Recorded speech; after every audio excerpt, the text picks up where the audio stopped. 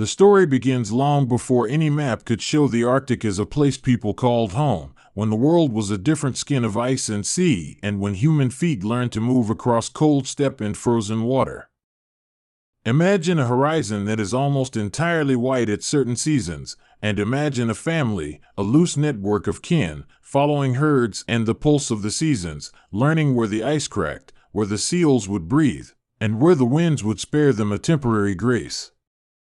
These were the ancestors who made choices by watching animal tracks, listening to the seas grumble through the ice, and reading the weather in the curve of a snowdrift.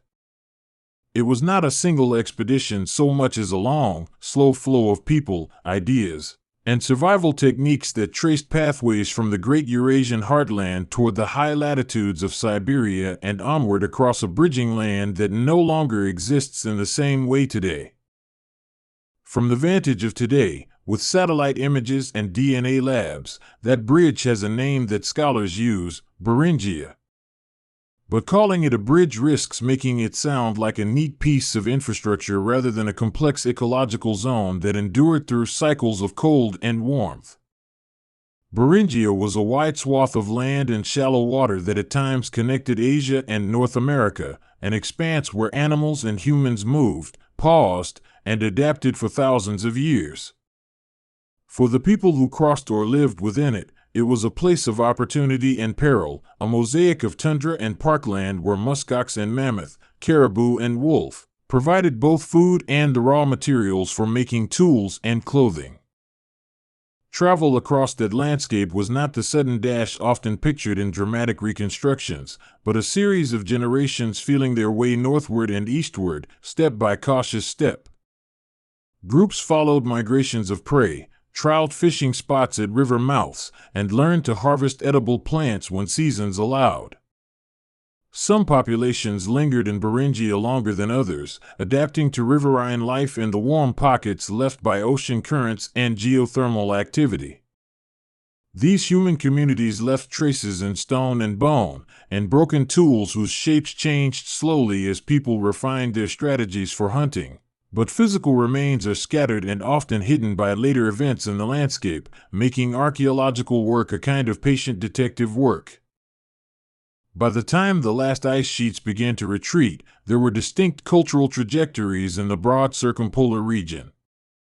In Siberia and the far north of what is now Alaska, people developed a suite of technologies designed to master cold, sewing sophisticated garments from skins, fashioning harpoons for marine mammals, and shaping boats and frames that could move on either ice or water.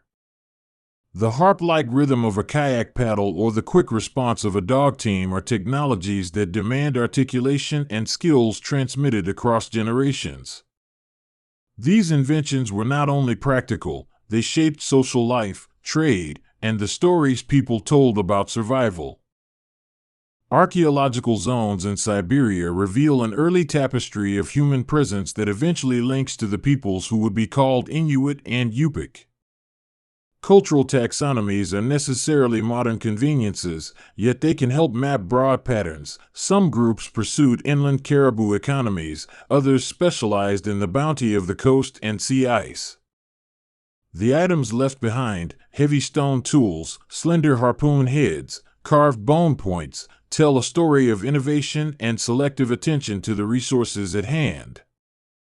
Over time, these innovations formed recognizable traditions that later archaeologists and anthropologists associate with the ancestors of Arctic peoples. One of the most significant cultural complexes in this movement eastward is known in scientific literature as the Paleo-Eskimo Horizon, a diverse set of communities marked by finely made microblades and delicate bone implements. These people appear in the archaeological record from what is now Alaska across into the Canadian Arctic. Within that broad grouping there are more precise names and sequences, like the Sakak in Greenland and the Predorset in the Canadian Arctic, each representing regional adaptations and styles of toolmaking.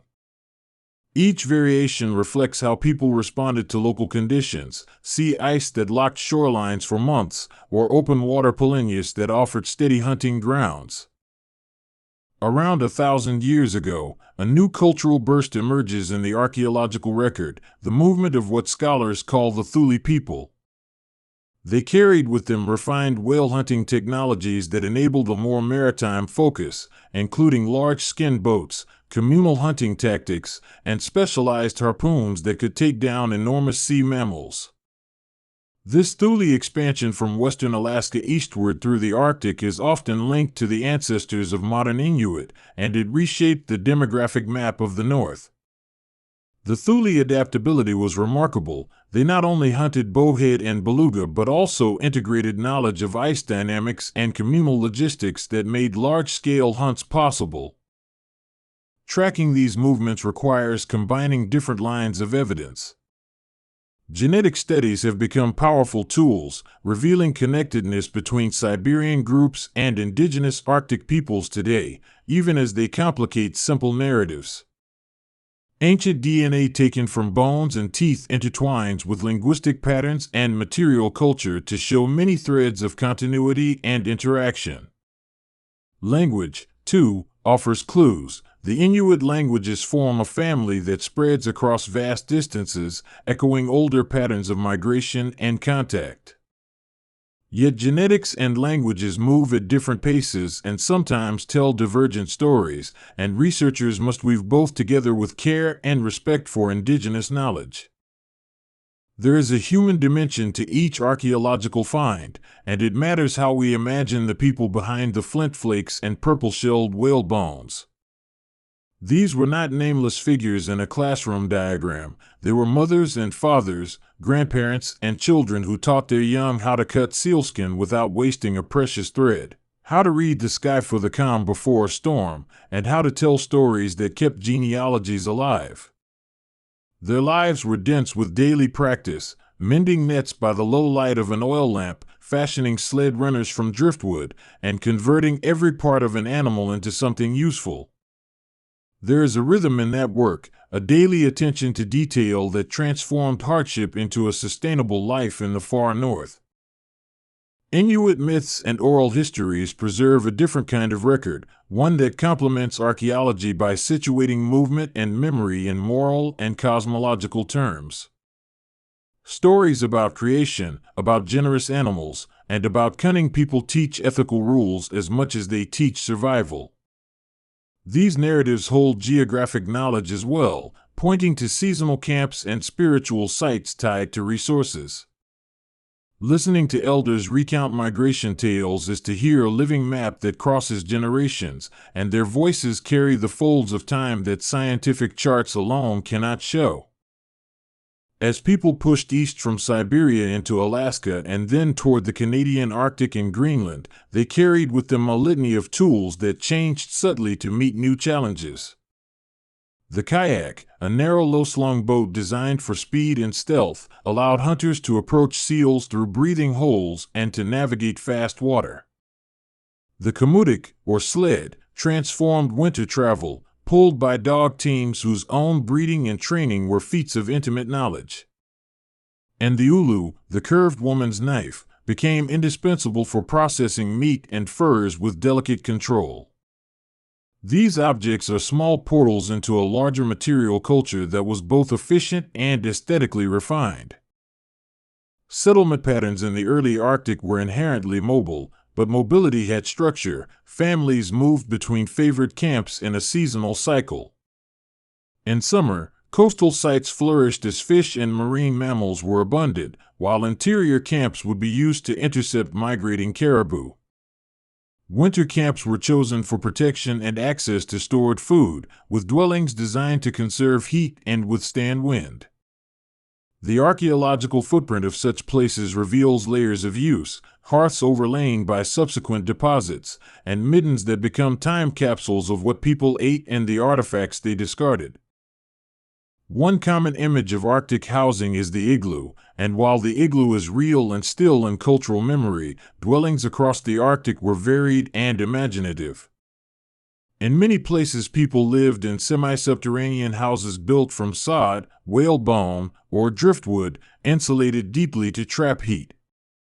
The winter house was often a communal space where families gathered around a central lamp, sharing stories, craftwork, childcare, and song. Architecture in the Arctic was a practical response to environment but also a canvas for social life, where the design of an entrance or the placement of a lamp reflected human relationships and customary use. Food was not just subsistence but a cultural anchor. The process of catching, butchering, preserving, and distributing meat created social bonds and obligations. Whale hunts, when possible, became communal events that required coordination, courage, and a sense of mutual dependence, with meat shared across kin networks to ensure community survival. Smaller-scale hunting, like that for seals, walrus, or birds, provided daily fare and also anchored rituals and etiquette about respect and thanksgiving. Foodways encoded knowledge about tides, seasons, and animal habits that could be transmitted only through direct, embodied learning. Clothing was another record of knowledge, a wearable archive of techniques that kept life possible in temperatures that would freeze exposed skin in minutes. Parkas sewn from caribou and seal offered thermal qualities unmatched by any single material, and indigenous sewing traditions used sinew and stitches that maximized warmth and flexibility. The design of garments also varied by purpose. Inner layers were designed to trap air, outer layers to repel wind and wet. In sewing there is an intimacy, the curve of a mitten, the exact angle of a seam, that ties individual skill to community survival, and making clothes was a profound act of care for kin. Material culture also tells a story of beauty and expression. Carvings of ivory and bone, delicate engravings on tools, and the subtle color contrasts in clothing reveal an aesthetic sensibility that traveled with people. Art was not merely decorative, it often had spiritual or mnemonic functions, reminding people of kin, landmarks, or the animals they depended on. Symbolic designs could carry layers of meaning, marking identity, telling a story about a lineage, or honoring an animal that had been hunted with particular skill. Such works are small miracles of craft, fashioned in the limits of light and material, and they testify to a worldview that made relationships with other beings central. Language is a living map of migration and adaptation. The Inuit language continuum stretches across the Arctic, with regional dialects that reflect centuries of local adaptation, trade, and intermarriage. Words for ice, snow, and sea are particularly rich because they encode distinctions necessary for survival, types of ice that can bear a sled, conditions for safe travel, or the behaviors of particular species. Oral instruction around these words teaches the attentive ear to hear environmental nuances, and the linguistic landscape itself shapes perception of place and risk. Where languages change across space, they trace routes of contact and branching, like rivers that reveal the contours of landscape beneath the snow. The social organization of early Inuit communities was flexible and adaptive, often structured around kinship and reciprocal exchange. Family groups formed the core economic unit for hunting and child-rearing, but alliances between families enabled large hunts and collective sharing of meat. Leadership was often situational rather than hierarchical, with respect afforded to elders, skilled hunters, or those who held ritual knowledge. These social patterns allowed communities to modulate risk. When times were lean, sharing and cooperation were the social mechanisms that smoothed famine into mere hardship. Interactions among different Arctic peoples were rarely static. Contact zones emerged where coastal and inland groups met to trade, marry, and exchange knowledge. Technologies could spread across these boundaries, as could linguistic loans and marriage ties that knitted a larger social map across ice and tundra. Not all contact was peaceful. Competition for resources could produce conflict, but exchange and adaptation were powerful engines too, and the Arctic world was knitted into a network of relationships extending far beyond any single camp. As the centuries progressed, climate shifts altered the very fabric upon which subsistence strategies depended. The Holocene thermal maximum and later small fluctuations reshaped animal ranges and sea ice patterns. Communities adapted by shifting hunting seasons, moving camp locations, or innovating new tools. These responses reflect a history of resilience and ingenuity, and they remind us that Arctic peoples have always lived in a world of change rather than a frozen, unchanging tableau. European contact in the high north adds another dramatic layer to the story, though it arrives late in many Arctic regions compared to other parts of the Americas. Encounters with whalers, explorers, and traders brought new materials, diseases, and economic opportunities that reoriented some practices. Iron tools and rifles could be integrated into traditional technologies, while trade goods like cloth and glass altered material culture. The consequences were mixed. Trade could ease material shortages but also brought dependency, and infectious diseases sometimes ravaged communities that had no immunity. To understand the origins of Inuit cultures, we must also pay attention to continuity as much as change. Modern indigenous communities in the Arctic maintain practices, languages, and knowledge systems that are lineal descents of ancient adaptations. Elders remember ancestral routes, spiritual sites, and the genealogies that tie families to particular bays, rivers, and hunting cliffs. This continuity matters because it connects contemporary identity to deep time, and it allows for a moral conversation about how history is told and by whom. Science and indigenous knowledge are different tools to know the past, each with strengths and limits, and the best work treats them as partners. Archaeology offers material timelines, indigenous oral histories offer context, place-based memory, and ethical frameworks. Where they intersect, the picture becomes fuller. Stories about migration pathways gain corroboration from artifact sequences, and scientific findings can often be better understood when filtered through local knowledge of landscape and behavior. Collaboration enriches both research and communities, creating histories that are more accurate and more human. In the technological palette of the Arctic, few inventions were as transformative as the domestication of the dog for travel. Dog teams extended the range of human mobility, enabling long-distance trade and the extraction of resources from remote places. Dogs were bred for stamina and adapted to cold, and their relationship with humans is recorded not only in the archaeological record but in songs and tales that praise their fidelity and intelligence.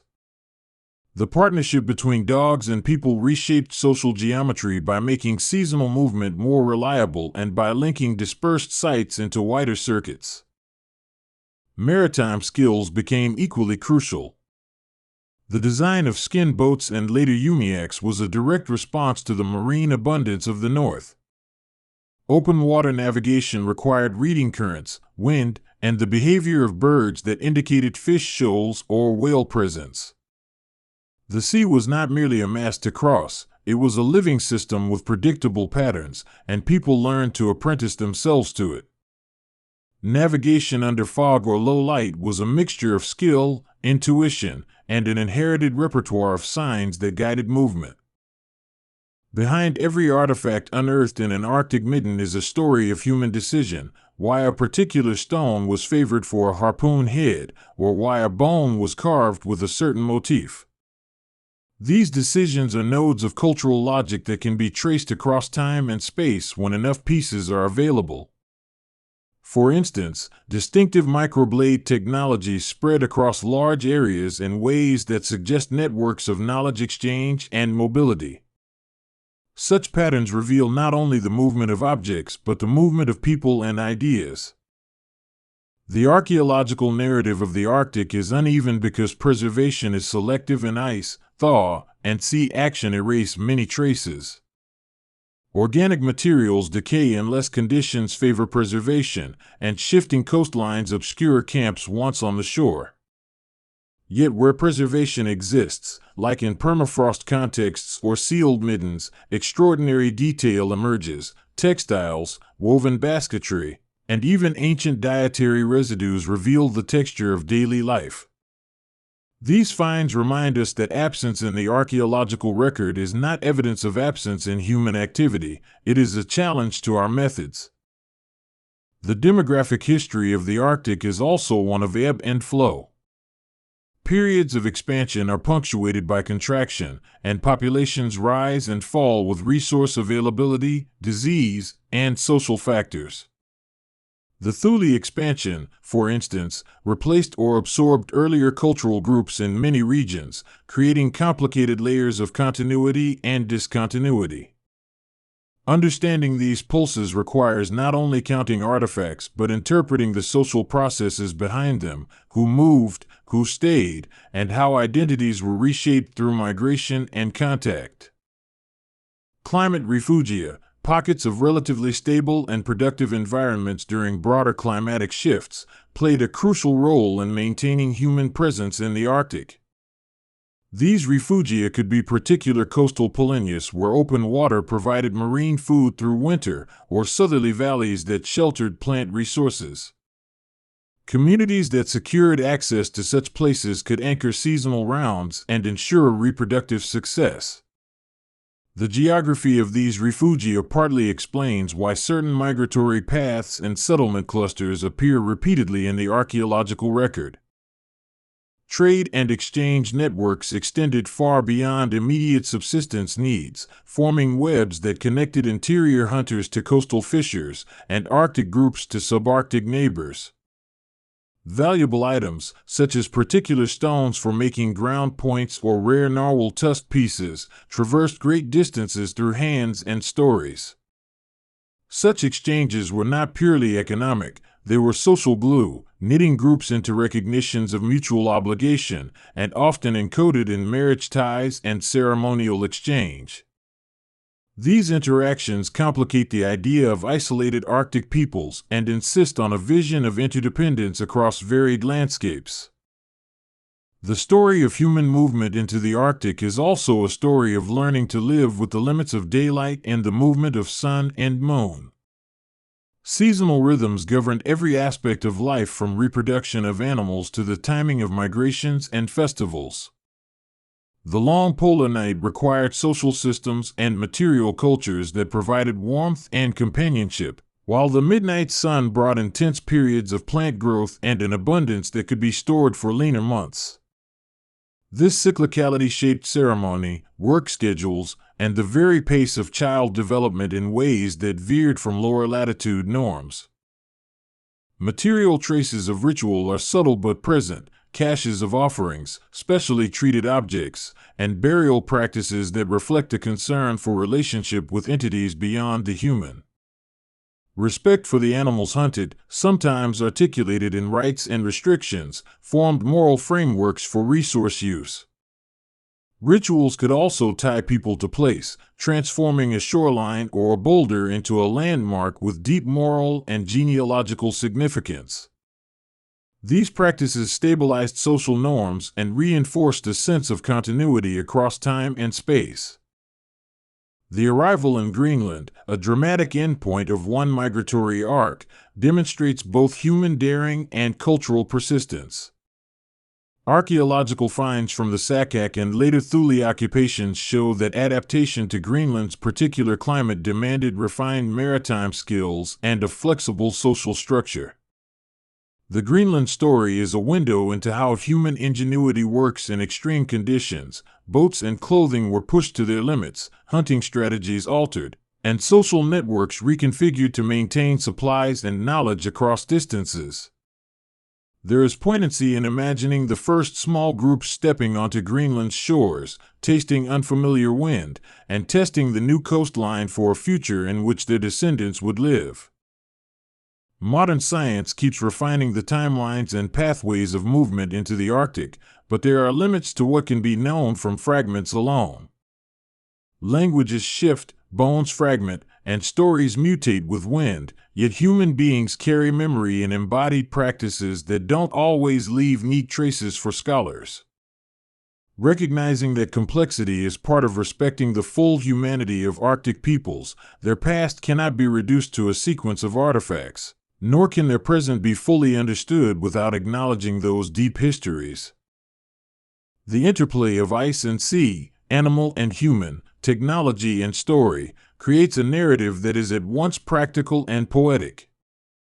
The origin story of the Inuit and related Arctic peoples is not a single migration but an ongoing set of movements, exchanges, and transformations shaped by landscapes that invite ingenuity.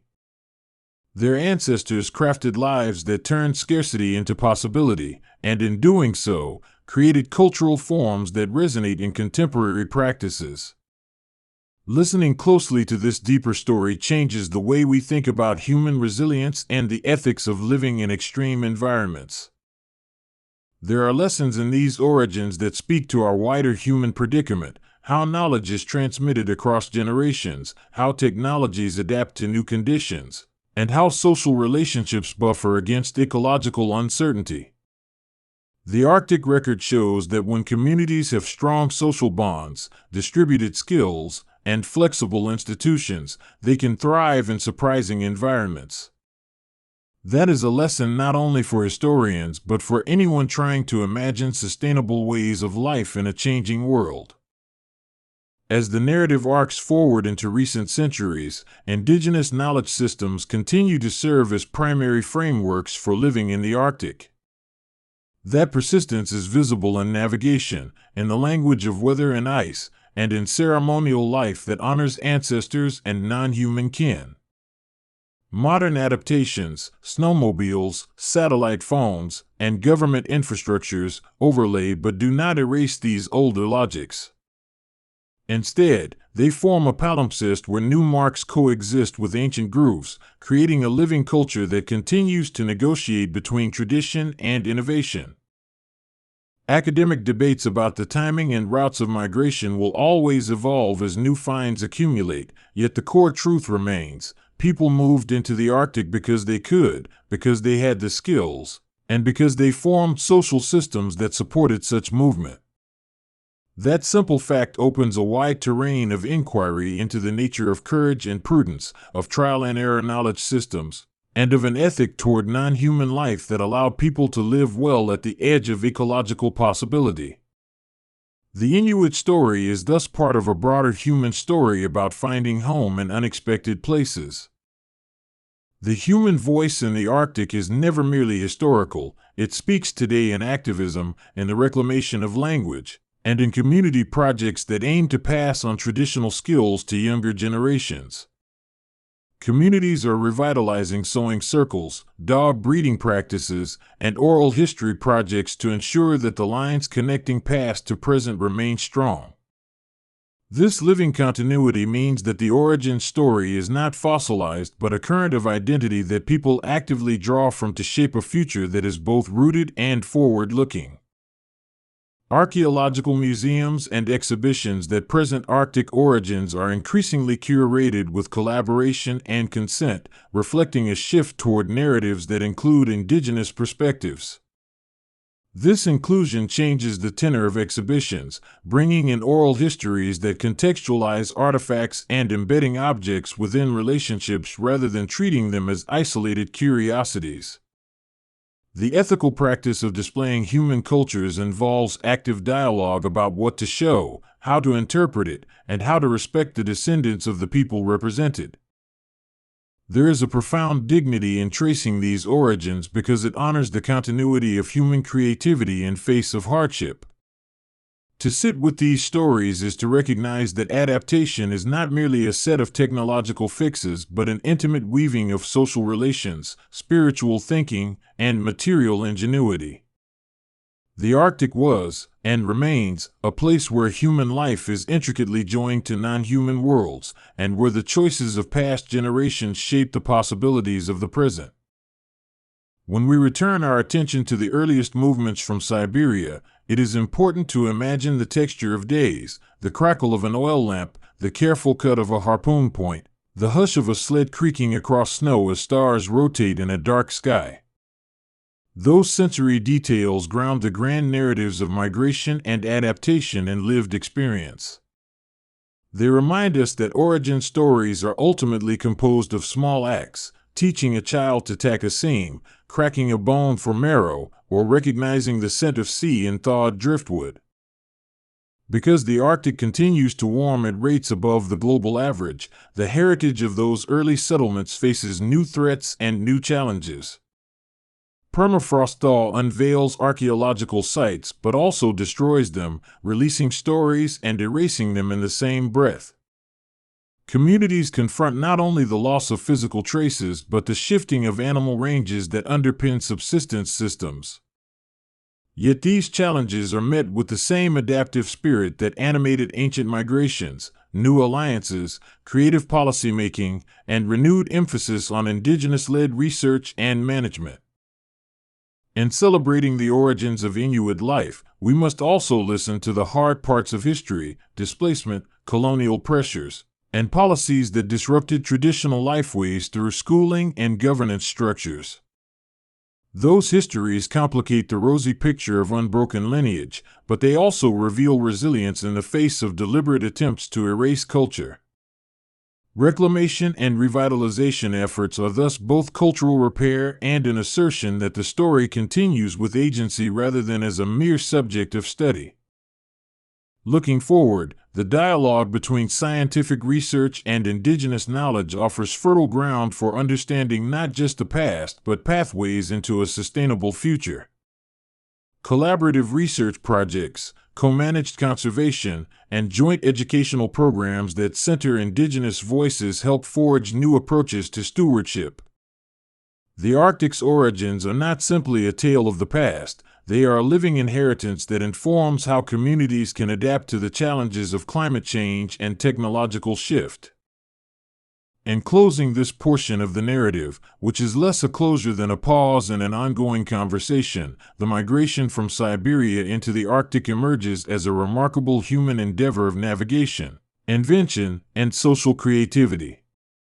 The people who made that movement into the north were neither reckless explorers nor static survivors. They were skilled, reflective actors who tuned their lives to the rhythms of a demanding environment. Their descendants continue to draw on those deep wells of knowledge and practice, weaving past and present into a resilient cultural fabric that still shelters life on the world's cold edge. Imagine a low, white sky meeting ice that creaks and sighs like an old ship. The world feels vast and spare, but it hums with purpose where people move with quiet, exact rhythms. For the Inuit, the land and the sea are not separate realms but an unbroken territory of life and meaning. From the first thin light of winter to the gold-eddy spill of summer, their days are woven through hunting, craft, and conversation with a world that gives as much as it demands. The hunters of land and sea learn to read weather and water as if it were a language. Snowdrifts tell stories of wind and shelter, ice tells the history of seasons, and the dark line where ocean meets sky hints at whale, seal, and bird. Those who are skilled know the subtle differences in the crunch of snow underfoot, the faint change in the tide's murmur, the way a seal blows near a breathing hole. They move with a careful economy, conserving strength and attention, because survival is as much about patience as it is about skill. Tools are extensions of the hunter's body and thought. A harpoon is not merely a spear, it is the product of choices about shape, balance, and binding, made and mended through seasons. The kayak is more than a boat, it is a slender, responsive instrument that glides and balances the paddler against wind and swell. Each tool carries an intimate history of materials, bone and driftwood, sinew and skin, modern metal and cord, woven into forms that answer particular needs in particular places. Clothing, too, is considered in the same way, layered and engineered for the extremes of Arctic weather. Parkas are sewn with knowledge of where seams breathe and where they must keep out wind. Fur and hide are chosen not only for warmth but for the way they shed snow and hold heat. Boots are built to balance traction and insulation, and mittens allow both protection and the dexterity necessary for fine tasks. Crafting these garments is a communal practice that passes down techniques, but it also adapts across generations as new materials arrive and climates shift. The rhythm of life follows the seasons, sometimes called the calendar of survival, with its long arcs of work, travel, and storytelling. Winter brings a narrowness of daylight and an expansion of patience. It is the time to check gear, mend nets, and listen to elders. Spring thaws the ice and opens channels to the sea, and with it comes the promise of seal and trout and the long hunt for the whale. Summer, with its bright nights, is when roads of water appear and land animals move, sowing a different kind of abundance and labor. Hunting is never solitary in the Inuit tradition, even when an individual pursues a single seal on the ice. Tasks are distributed across families and kin networks, and the sharing of food and knowledge is a moral imperative. A successful hunt is public goods in the most literal sense. Meat, blubber, and hides feed households and neighbors and are offered in turn. This ethic of distribution builds social bonds as necessary as the physical tools they use to survive.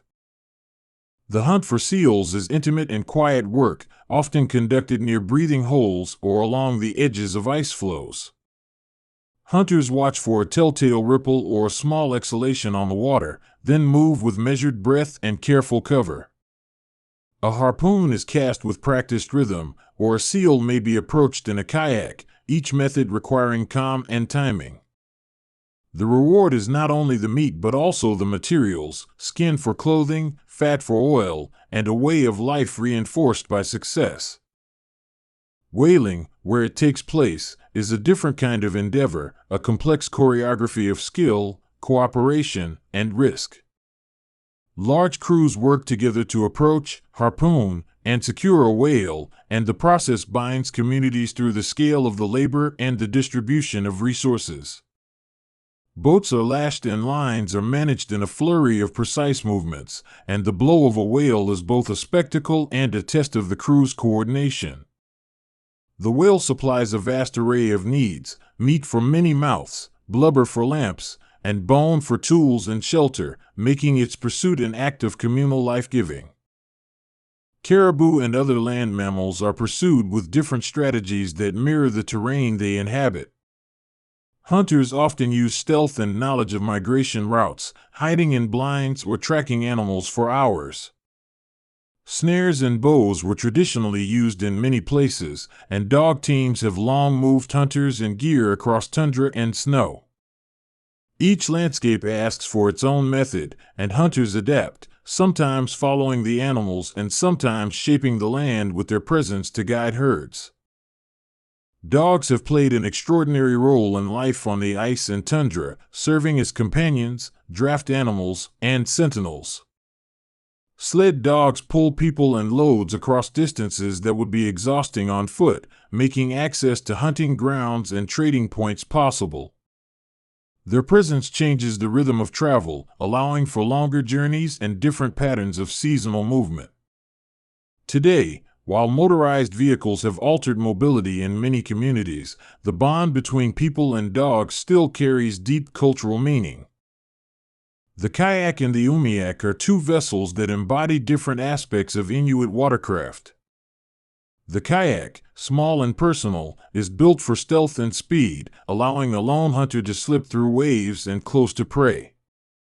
The umiak, larger and often used for family travel or hauling goods, is a communal vessel that ferries people and household possessions across open water. Both come from practical responses to conditions, fashioned from the materials at hand and shaped by generations of improvement. Navigation in these icy waters is a subtle art that integrates stars, landmarks, currents, and the feel of wind on the skin. Hunters read the cloud formations and the scent of the air. They know the subsurface currents that bring whales and seals to particular places.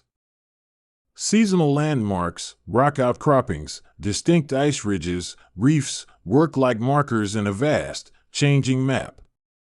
Older navigational knowledge has been supplemented by modern tools, yet the old ways persist as both backup and deep cultural memory. The technologies of the Inuit have always been deeply ecological, making use of every part of the animal and minimizing waste. When a seal or caribou is taken, the hide is made into clothing and shelter, tendons become thread, bones become needles and spear heads, and blubber becomes fuel. This economy of materials is born of necessity but also of a moral stance toward the world, where nothing is casually discarded. The result is an intricate material culture that binds daily life to cycles of animal life and the seasons. Weapons and hunting gear are often personalized and repaired repeatedly, carrying stories of previous hunts and craftspeople. A harpoon's shaft might be straightened and resharpened, its haft wrapped again with sinew. A kayak gets patched with new sealskin, its ribs replaced if ice and driftwood permit. These repairs are not only functional, they are also acts of continuity, keeping the past alive in present practice. Elders are the living repositories of much of this knowledge, revered not only for memory but for the ways they teach younger people to be alive in this environment. Stories elders tell are both entertainment and instruction, folding in guidance on where to hunt, how to read weather, and how to behave in challenging times. When a young person learns to make nets or mend a parka under the low light of a lamp, they are connecting to a long line of care and competence. The transmission of knowledge is slow, patient work that values experience over fast answers. Storytelling itself blends myth, cautionary tale, and practical advice, often in ways that blur the line between the natural and the supernatural. Stories about sea spirits, land animals with human traits, and clever ancestors carry embedded lessons about respect and restraint. They teach where not to hunt, how to honor an animal, and how to navigate relationships within the community. Far from being simply quaint, these narratives are encoded strategies for survival and social cohesion. Songs and drum dances animate these stories and rituals, creating spaces where communal emotion and identity are renewed. Drumming carries rhythm and memory, lending form to gatherings and ceremonies that mark both personal and collective events. In the cadence of a drum or a chant, people find ways to celebrate success and grieve loss, to court and to reconcile. These expressive practices are continuous with daily survival, giving emotional shape to the cycles of life and death. Food preservation is an art as much as a necessity, from the cold cellars that hold whole fish and meats to the ways blubber is rendered and stored. Techniques reflect deep climate knowledge. Meat kept in cold caches on the ice is safe through months, provided the caches are tended and the weather is understood. Fermentation too has its place. Traditional methods yield unique flavors and textures, often tailored to the long seasons of scarcity and plenty. What is stored is not only sustenance but also insurance against the unpredictable. Birch bark may be scarce in some regions, yet driftwood becomes a treasure and is transformed into sled frames, tool handles, and the ribs of boats. Where raw materials are limited, creativity flourishes. Bone is carved into combs and needles, baleen becomes flexible lattices for certain implements, and copper trade items from further south found new life in ornament and tool. This constant translation of material into use underscores a principle of adaptability that shapes both daily life and far-reaching cultural practices. Inuit art, from carvings to textiles, emerges from the same world as hunting and daily crafting. Its subjects, materials, and methods are rooted in close observation and technical skill. Carvings in stone, bone, or ivory capture the animated forms of animals and ancestral figures, often with a quiet humor or a sturdy abstraction. Sewing and beadwork transform functional hides into garments that carry identity and status. Art is both personal expression and a way to keep alive the forms of a landscape and a people. Language itself encodes a particular intimacy with landscape and practice, with words and grammar that emphasize movement, relationships, and states of being. In some dialects, the verb forms carry information about how an action was experienced, who participated, and the route by which knowledge was gained. Place names encode histories and cues about resources, danger, and stories, turning the map of the land into a living narrative. Protecting language is thus more than preserving words, it is preserving ways of thinking and ways of being in relation to the world. The arrival of outsiders, traders, missionaries, whalers, and later governments altered many aspects of life, sometimes in jolting ways. New trade goods brought metal, cloth, and glass, which were integrated into traditional toolkits while also transforming them. Religious missions changed practice and belief for many, offering anchors during times of profound disruption but also imposing adjustments. Those interactions were rarely simple. They reshaped economies, introduced new diseases, and forced hard choices about what to keep and what to change. Colonial pressures continue to affect communities today, layered onto the accelerating forces of modernization and climate change.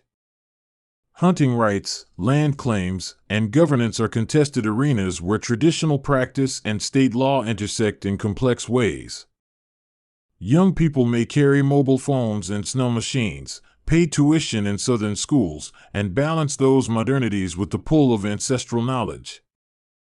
The continuity of hunting traditions depends in part on how well communities can make space for both worlds, not as opposites but as parts of a living synthesis. Climate change is altering seasons, shifting animal migrations, and thinning ice, changing the calculus of safety and success on the land and sea. Hunters notice when routes are unsafe, when usual haulouts are empty, or when ice fails under weight. Those observations become testimony to changing conditions. Adapting requires both practical adjustments, new gear, different timing, and political advocacy to protect hunting rights and influence resource management. The knowledge of elders gains new urgency, but it also must be integrated with scientific data to form robust responses. Educational programs that combine traditional knowledge with scientific literacy offer promising pathways for younger hunters to navigate two epistemologies. These programs teach navigation and gear repair alongside climate science and rights negotiation. They can help communities document changes, manage resources, and advocate for their futures.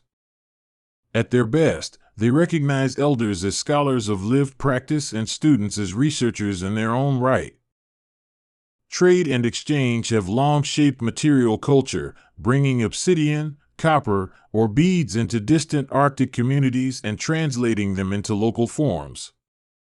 Trade routes knit communities together across vast distances, moving walrus ivory and furs, sharing ideas, and making kinship ties. Even in times of scarcity, these networks provide resilience, allowing for movement of goods and stories. They also create obligations and relationships that help sustain communities in hard seasons. Rituals around hunting honor animals and foster a respectful reciprocity, recognizing the agency of the creatures who are taken. Many practices involve offerings, tongues, or speech addressed to the animal world to maintain balance and prevent hubris. These rituals are practical too. They mark the hunter's intent and place the killing within a moral framework that insists on gratitude for the animal's sacrifice. The discipline of respect ensures that hunting remains an ethical activity, not merely an act of consumption. Craftsmanship is a form of language among hunters and makers, and skill is recognized with social value. Competence in skin sewing, in bone carving, in harpoon making, or in reading a weather pattern gives a person status and responsibility. Teaching those crafts becomes a way to plan for the future, ensuring that the next generation can survive and care for the community. The rhythm of teaching is slow and hands-on, often taking years before mastery and passing through many small corrections and adjustments. Gender roles in hunting and craft are varied and flexible, reflecting local conditions and historical changes. In many communities, women are masterful sewers, processors of meat, and managers of domestic economic life. Men may be more visible on certain hunts or in long-range travel. Yet these distinctions are not universal or rigid. Many tasks are shared, and leadership often arises from skill rather than fixed roles. Contemporary shifts in gender expectations and economic necessity further blur these lines, expanding who takes part in different forms of work. Children are initiated into this world through play, apprenticeship, and storytelling, learning to move on ice long before they are expected to take a full hunting role. Games mimic hunting practices, and early tasks give them responsibility while still protecting their safety. Over time, they learn to mend gear, to read the weather, and to tell stories that encode practical advice. Childhood in these communities is thus an apprenticeship in life, where play is pedagogy and risk is taught in increments. The soundscape of Arctic life carries distinct markers: the creak of sled runners, the slap of a kayak paddle, laughter in a warm tent, the distant call of birds. Wind moves like a drum across the land, and the quiet of frozen water magnifies small sounds into records of presence. People learn to live within that soundscape, listening for signals that others might miss in more crowded places. Sound becomes a form of data, registering the presence of game and the approach of weather with sensitivity. Medicine and health in Inuit communities blend traditional remedies with modern health care, creating hybrid systems that care for both physical and cultural well-being. Plants, where they can be found, are used for healing, and spiritual practices address emotional and communal needs. Modern clinics and telemedicine supplement those practices, but access remains uneven across the Arctic. Addressing health requires culturally informed services that recognize the social contexts of hunting, food security, and intergenerational trauma. Political organizing around land rights and hunting practice has been a powerful force in asserting the continuity of Inuit life. Land claims, co-management boards, and legal recognition of indigenous hunting rights are tools communities have used to secure a future for traditional practices. Negotiations with governments over resource extraction, conservation, and land use hinge on the advocacy and expertise of those who live on the land. These political movements demonstrate that hunting traditions are not relics but living claims to place and autonomy. The intersection of art, commerce, and cultural preservation offers both opportunity and tension. Selling carvings and garments to wider markets brings income and spreads awareness of Inuit culture, but it can also commodify sacred forms or pressure makers into producing for tourists. Many artists navigate this by carefully deciding what to share and what to keep within community bounds, using sales to support households while maintaining cultural integrity. Market relationships can be ethical and sustaining when guided by communities rather than outside demand alone. Food security remains central to the history of hunting and community resilience, and policies that affect shipping, oil exploration, or conservation have direct impacts on local diets. Changing sea ice and shipping lanes can disrupt migratory patterns, and pollution can affect animal health, compounding the challenges hunters face. Policies that recognize the right of communities to manage resources and that support local food systems are crucial. In many places, community freezers and cooperative markets are practical responses that combine traditional practice with modern organization. Young people today often travel between Arctic homes and Southern institutions, carrying back new ideas and skills as well as new desires and expectations. They may return with technical knowledge to adapt hunting gear or create small businesses that market traditional crafts. At the same time, they negotiate the emotional pull of urban life, balancing modern aspirations with the responsibilities and pleasures of community life. This mobility creates hybrid identities that can strengthen communities if supported with flexible policies and cultural programs. Climate research increasingly partners with indigenous knowledge, recognizing that hunters' observations about ice, animal behavior, and weather patterns are invaluable data. Co-produced research can combine satellite imagery and elder testimony to paint a more precise picture of change. These collaborations, when equitable, validate traditional knowledge and empower communities to shape research priorities. They also inspire new generations to see their own observational skills as forms of expertise with wide relevance. Ceremony and mourning mark the passage of those who have taught and led, integrating grief into a wider compass of meaning. Funerals and memorials are occasions where the community gathers to retell stories, repair relationships, and reassert continuity. Through ritual acts and hospitality, the living are reminded of obligations to each other and to the land. Loss is woven into living memory, made bearable by the rhythms of story, song, and shared labor. In the contemporary moment, technology alters some practices but does not erase the core logic of hunting life. GPS devices, modern combustion engines, and synthetic materials ease certain burdens, but they also introduce dependencies and new failure modes. Fuel costs and mechanical breakdowns become part of the calculus of travel and hunting. Many hunters blend old and new, repairing radios with sinew as an expression of ingenuity that spans eras. Education that centers indigenous languages, hunting knowledge, and local ecology helps young people gain the confidence to pursue traditional practices on their own terms. Community centers, land-based camps, and mentorship programs offer spaces where learning is embodied and social ties are renewed. These programs are often urgent responses to gaps left by formal schooling systems that prioritize other knowledge. By linking language, craft, and ecology, such initiatives cultivate a rooted sense of belonging. Intercommunity relationships, both historical and contemporary, shape networks of marriage, trade, and mutual aid, smoothing out local risks and building shared resources. When storms are severe or food runs short, neighbor communities often respond with generous assistance, reflecting a social ethic of interdependence.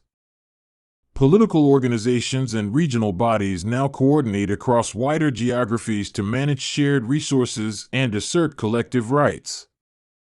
This scale of cooperation reflects the reality that no single community is isolated in the Arctic environment. Hunting practices are adapted to the animal populations they rely upon, and conservation is often a lived ethic rather than a theoretical construct. Hunters observe the balance of species, limit harvests when needed, and rotate hunting grounds to avoid overuse. Traditional ecological knowledge offers nuanced, place-specific management practices that are increasingly recognized by conservation science. Good resource management emerges from respect, local observation, and promise-keeping across generations. Music and art continue to evolve, absorbing influences while retaining deep anchors in local aesthetics and stories. Contemporary artists work across media, from sculpture and prints to film and performance, bringing Inuit perspectives into global conversations while asserting local concerns. These artistic efforts can educate distant audiences about the realities of climate change, resource extraction, and cultural continuity. They can also remind those within and beyond communities of the imaginative and resilient spirit that animates daily life. Story after story, tool after tool, the narrative of Inuit hunters of land and sea shows a people deeply enmeshed with their environment. Their lives are shaped by weather, animal behavior, and the exigencies of community, but also by a moral universe that demands respect and reciprocity. Traditions are not static relics, they are living practices that evolve as conditions change, drawing strength from memory and innovation alike. The hunter's knowledge and craft are thus both testimony and instruction, offering ways to imagine resilient lives in a planet that is itself changing. Standing at the edge of an opening in the ice, a hunter listens to the slow music of water and waits, practicing a patience that is both physical and spiritual. In that waiting, there is a lesson about attention, about how to align human action with animal movement and seasonal change. The tools and garments, the songs and the stories, are all threads in a fabric designed to hold people through thin ice and long nights. To understand the Inuit hunters of land and sea is to learn a few of those rhythms and to appreciate how skill, generosity, and adaptability sustain life where the world is both dangerous and exquisitely beautiful. Imagine a horizon that is always at the edge of hearing, a curve of sky where the light hangs low and the wind carries stories. In that stretched space, the Inuit fashioned explanations for the world, voices that made sense of ice and whale, daylight and the long night. Those explanations come to us as myths, as songs, as cautions told by elders over the low glow of a kullik. Each tale is a stitch in a living fabric, meant to be held and passed along rather than pinned down like a specimen. The Inuit worldview does not separate human from animal or land from spirit the way many Western maps do. The world is saturated with presence, the rocks hold memories, the sea keeps grudges, and the animals move with agency and intent. If you listen closely, people will tell you, the world answers. Stories are not just entertainments in that listening, they are ways of negotiating life with beings whose moods change like weather. At the heart of many of these stories are figures who live at the edges, sea women and land spirits, helpers who can be kind or cruel, and beings that move between forms. Sedna, the Sea Mother, is one of the most widely known. She explains why seals and whales come to people to be hunted, and why they sometimes withdraw when humans upset the balance. You might hear her name as Sedna, Nuliajuk, or Arnapkapfula depending on the place and the dialect. The stories about her are many, and they unfold differently from coast to coast, but certain threads repeat like drumbeats. She lives in the deep with her hair tangled and her fingers turned into creatures, and her anger or sorrow can affect the abundance of the sea. To speak of Sedna is also to speak of dependence. Humans need the animals, and the animals have their own will. These tales are not moralizing at a distance, they are practical dialogues. Hunters and their families approach the world with a sense that their actions resonate. If nets are not repaired, or if certain offerings are omitted, the sea may answer with silence. Ritual is not a magic trick so much as a form of conversation, a way of acknowledging the otherness of the beings who share the living world. The Ngakik, often translated as shaman, is the bridge in those conversations. An Ngakik may be born with something unusual in their body, or they may be called by illness or vision. They learn to travel in trance, to fetch lost souls, to speak with animal spirits on behalf of people. The role is both a vocation and a precarious balancing act because moving between worlds exposes the Ngakik to harm as well as power. When an Ngakik goes into a trance, the language of the ritual is not always words. It may be a song, a drumbeat, a rhythm that loosens the edges of ordinary perception. The community watches and listens because the Ngakik is doing more than curing a fever, they are restoring relationships that cross species and domain. The remedy often involves negotiation, explaining human needs, offering apologies, or promising future care. The sounds of the drum and the songs are themselves part of the cosmology.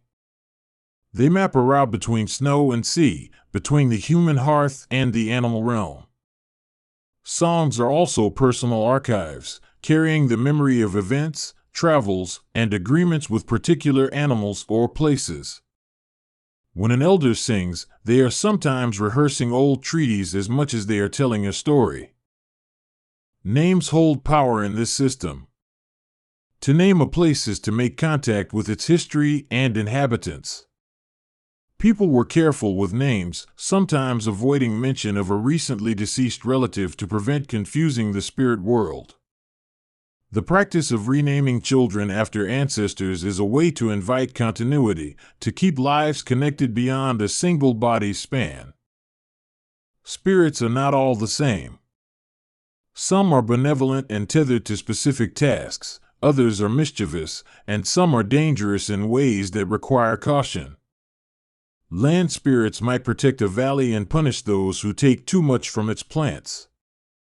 Sea spirits may allow successful hunting one season and recede the next if offerings or respect are withheld.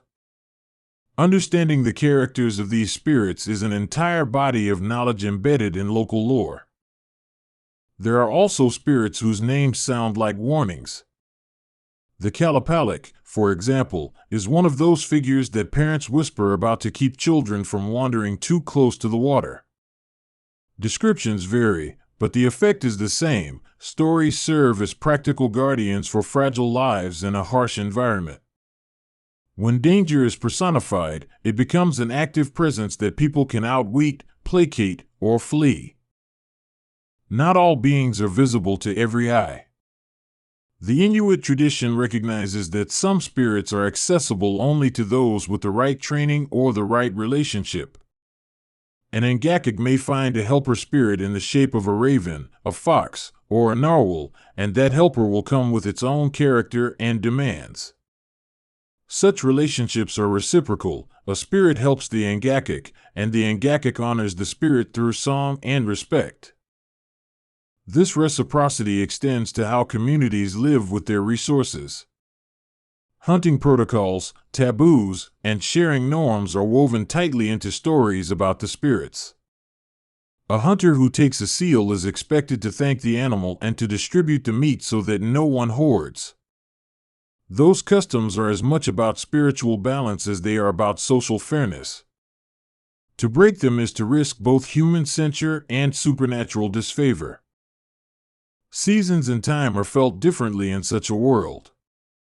Where a Western clock divides days into neat slices, Inuit time is cyclical and relational, moving with the ebb of sea ice and the migration of animals. Festivals and fasting, hunting cycles, and naming ceremonies mark the year as a series of relational milestones. Poetry and myth are the maps people use to know when to act and how to act in each part of that cycle. The northern light itself, the aurora, appears in myth as something to be read like a text. Some stories describe it as a mumming of spirits playing in the sky, while others warn that whistling at the lights can bring them down in mischief. The aurora's behavior becomes moralized, bright and calm. It is pleasing, wild and leaping. It might be angry or engaged in conflict.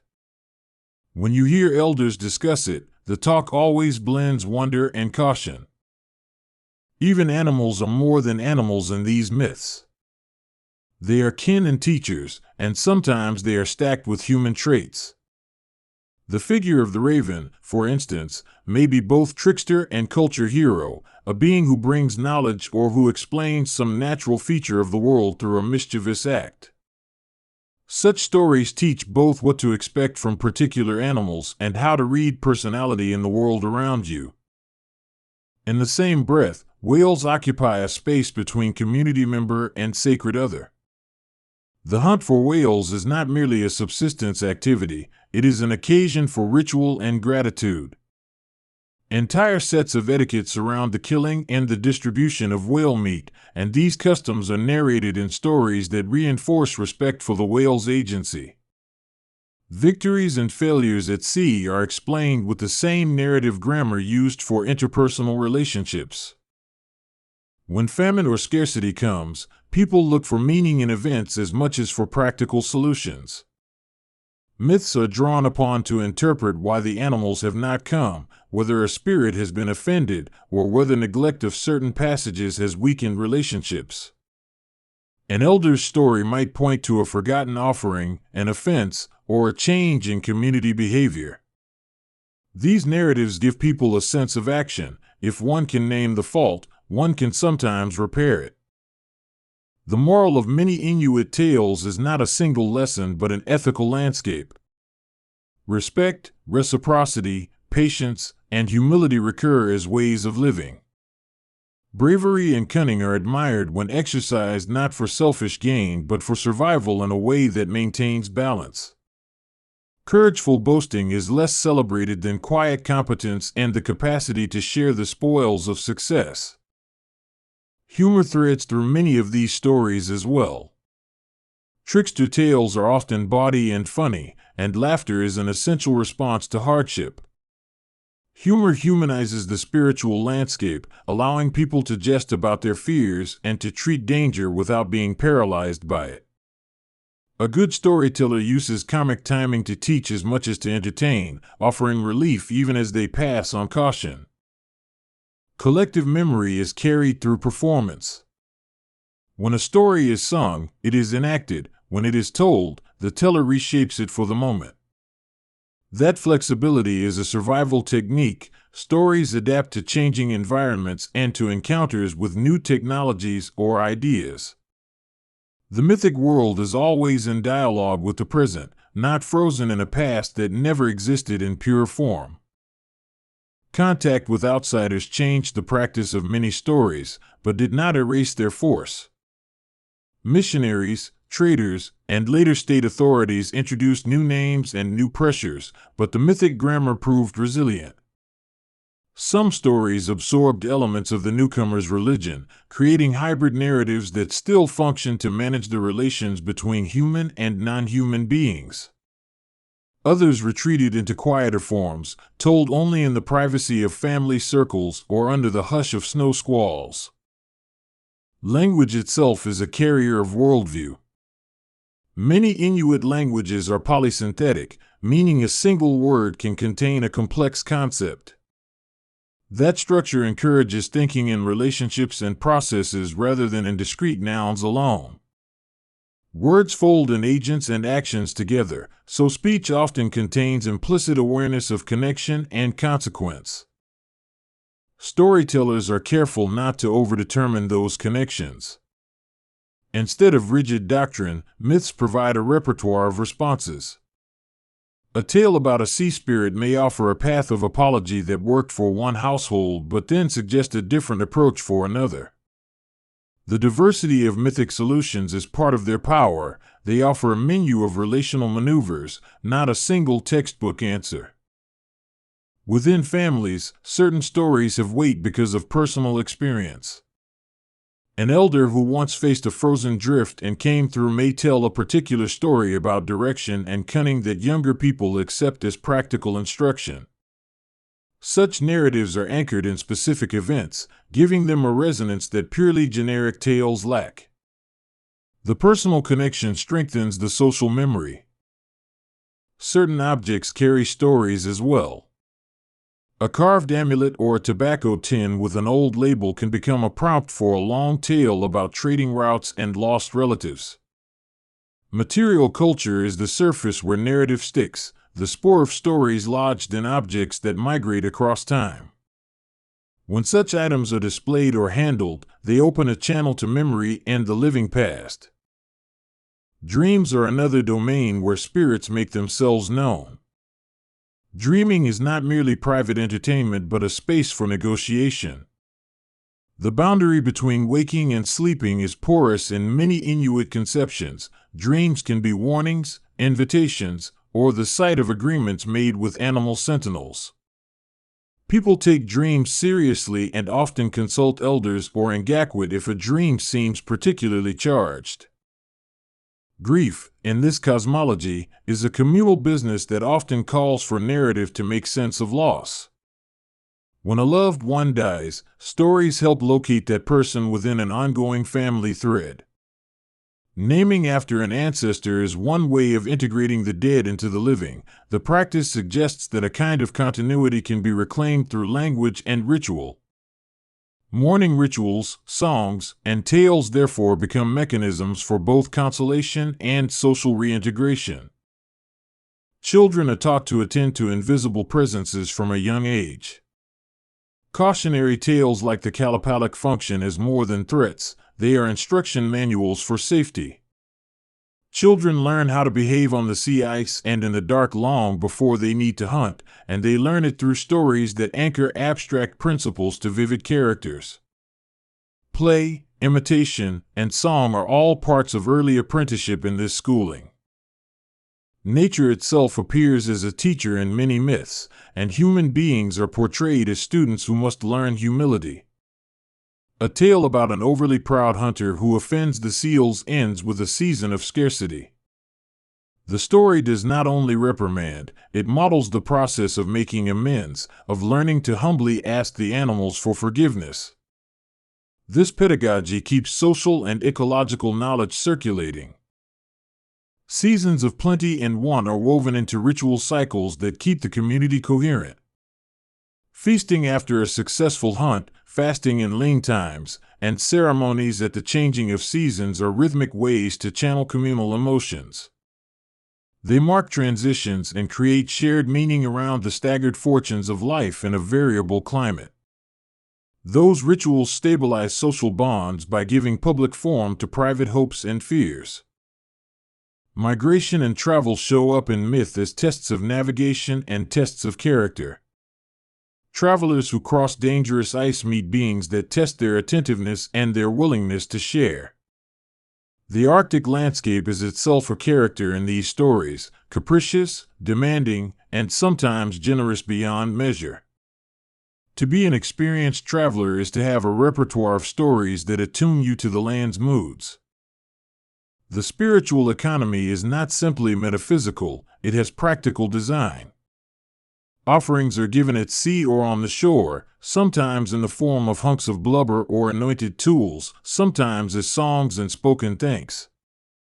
Those acts operate as social contracts with other than human partners. They are part of the tidy moral technology that keeps hunting feasible and communities fed. One recurring theme is the personification of natural phenomena into social beings. Storms can be bargained with. Clear weather is sometimes seen as a mood that can be coaxed. When a blizzard hits, people used to say it is the land's way of reminding humans that they are not alone. Such idioms emphasize an ethics of restraint and the acceptance of constraint as a shared condition. Ritual secrecy can exist alongside communal sharing. Some ceremonies and songs are sung only in certain contexts or by certain people. That secrecy is not intended to create hierarchy but to preserve efficacy and to respect relationships meant to remain intimate. Even if details are withheld from the public, the values those secret acts embody remain publicly legible through story. Networks of kinship and alliance are mirrored in mythic genealogies. Some stories trace the origins of animals and people to common ancestors, framing hunting as a return to kin rather than a purely extractive act. This kinship logic complicates dominance and encourages reciprocity. It keeps killing from becoming mere consumption by embedding it in relations of obligation. Such narratives also offer a moral vocabulary for forgiveness and restitution when someone errs.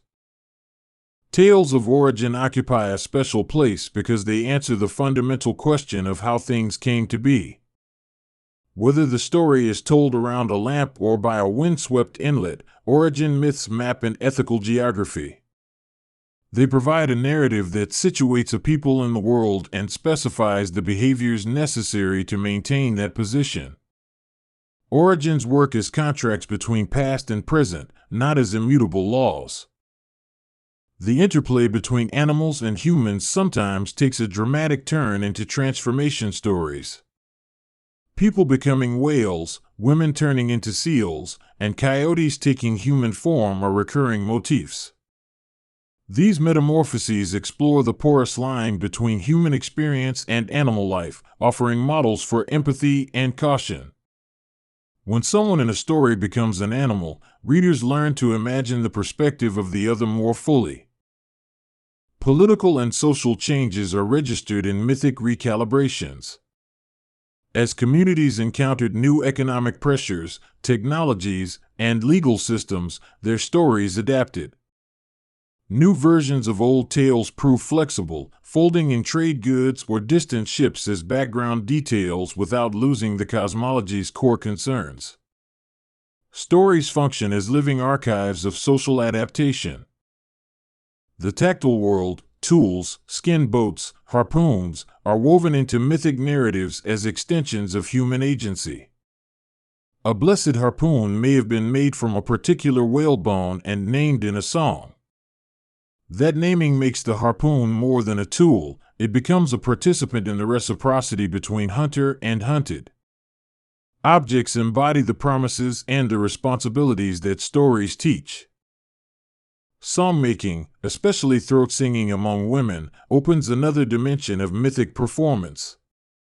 Games of vocal mimicry are not merely diversion, they enact social bonds and sometimes perform ancestral voices.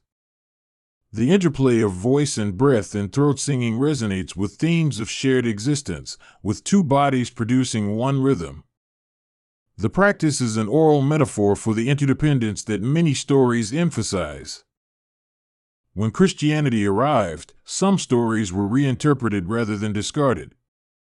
Missionaries introduced a new set of cosmological claims, and in dialogue with those claims, Inuit storytellers sometimes reframed their myths. Hybrid practices emerged, where Christian and Inuit motifs interlaced in surprising combinations. That interweaving testifies to narrative resilience, not to cultural loss alone. Scholars and collectors recorded many of these tales, but they cannot fully capture the way a story lands within a living community. A printed transcription is only an echo of the performance, the inflection, the pause, and the shared attention that give a tale its power. Listening to a story in an elder's voice is materially different from reading it on a page. The difference matters because the myth's efficacy often depends on performance context. Legal and moral issues are often mediated by storytelling. Elders may invoke a tale when resolving disputes because the story provides a precedent that frames conduct. Myths thus work as informal jurisprudence, a storehouse of analogies and moral examples that guide decision-making. The past, narrated as precedent, becomes a living influence in daily governance. Beauty and aesthetics inform mythic life as well. The way a carving is shaped, the cadence of a drumbeat, the colors chosen in a parka, all these aesthetic choices carry meaning and are connected to stories. A beautifully carved figure may be said to honor a spirit, and that beauty is part of the gift economy between humans and non-humans. Aesthetic acts are therefore ethical acts, gestures of respect and commitment. Children's songs and lullabies often contain condensed mythic knowledge. To soothe a child, a mother may sing of animal helpers and safe shores, thereby registering cultural values while calming the infant. These songs are compressed teachings. In the space of a lullaby, a child learns about kindness, caution, and the social order. The domestic sphere thus becomes a classroom for cosmology. Elders speak of certain places as being thick with stories. These are the sites where mythic histories have accumulated. A small inlet might be the locus of a tale about a rescue, a betrayal, or a miraculous escape. Visiting such a place, you inherit a history. Your presence becomes another verse in an ongoing song. Pilgrimage to these places is less about tourism than about renewing obligations. The telling of a tale often begins with an ordinary observation, a misstep on the ice, an unexpected breath of warmth, a stranger's arrival. From that starting point, the narrative expands, connecting this moment to a wider web of relations. The storyteller guides listeners step by step, offering explanatory bridges that make the strange both intimate and manageable. In that movement, myth functions as instruction, empathy, and aesthetic forms simultaneously. Several myths focus on the proper treatment of children and the community's responsibility for them. Stories teach the risks of neglect and the virtues of care. They also encode practices to protect children from supernatural harm, such as the cautious use of names and the careful supervision near treacherous shorelines. These narratives make communal protection a moral and spiritual imperative rather than a mere practical convenience. Humans are not always presented as wiser than animals in these stories. Often it is an animal that outsmarts a presumptuous human, demonstrating humility's practical wisdom. Those reversals serve to balance arrogance and to remind people that survival depends on listening to others. They also model an ethics where learning comes from below, from those who inhabit the margins of human authority. Kinship extends to the environment through myths that claim common ancestry with animals and plants. In such frameworks, the land is not property but relative. Relationships with non-human kin include obligations and rituals of mutual care, turning hunting into an extended family feast rather than a purely exploitative act. Those kin ties complicate any simple narrative of domination and resource extraction. The sense of wonder permeates daily life in these traditions. Even the mundane, mending a sealskin boot, watching a child play, can be narrated as part of a miraculous order that sustains life. Myths teach people to see the extraordinary in the ordinary, to read the world as full of signals and potential interlocutors. That habit of attention becomes a practical competence. Noticing small signs can mean the difference between life and death on the ice. Mortality and the afterlife are addressed with subtlety and variation. Some stories suggest that the dead go to familiar places where they continue relationships with their kin. Others emphasize the fluidity between worlds, where the living may journey to the land of spirits to retrieve someone. These narratives confer meaning on death by situating it within ongoing social and cosmic arrangements. Conflict between humans and spirits sometimes leads to tales of restitution and healing. A hunter who offends a land spirit may be taught a particular form of apology through a story passed down by a relative.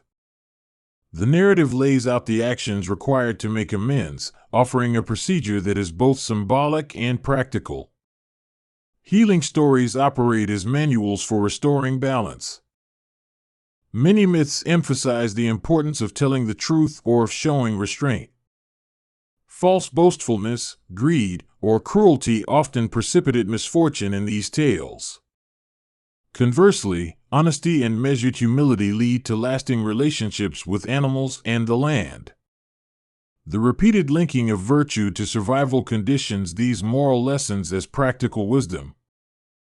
The sea is simultaneously a provider and a mediator of fate in many stories. Its moods articulate possibility and threat in equal measure. People interpret changes in ice conditions, whale behavior, and bird migrations as signals to be read and acted upon. The storytelling that accompanies these readings trains listeners to detect nuance and to make timely decisions. Elders often recount how myths used to be more numerous, with each extended family or region carrying its own particular tales. That diversity enriched the tapestry of shared culture, producing local variations that addressed local conditions. Even today, when a story travels, it often takes on local color, absorbing particular place names, personal names, and weather events into its fabric. This adaptability keeps myth alive and relevant. In tales of origin and balance, the first people are sometimes depicted as having learned proper practice through trial and error.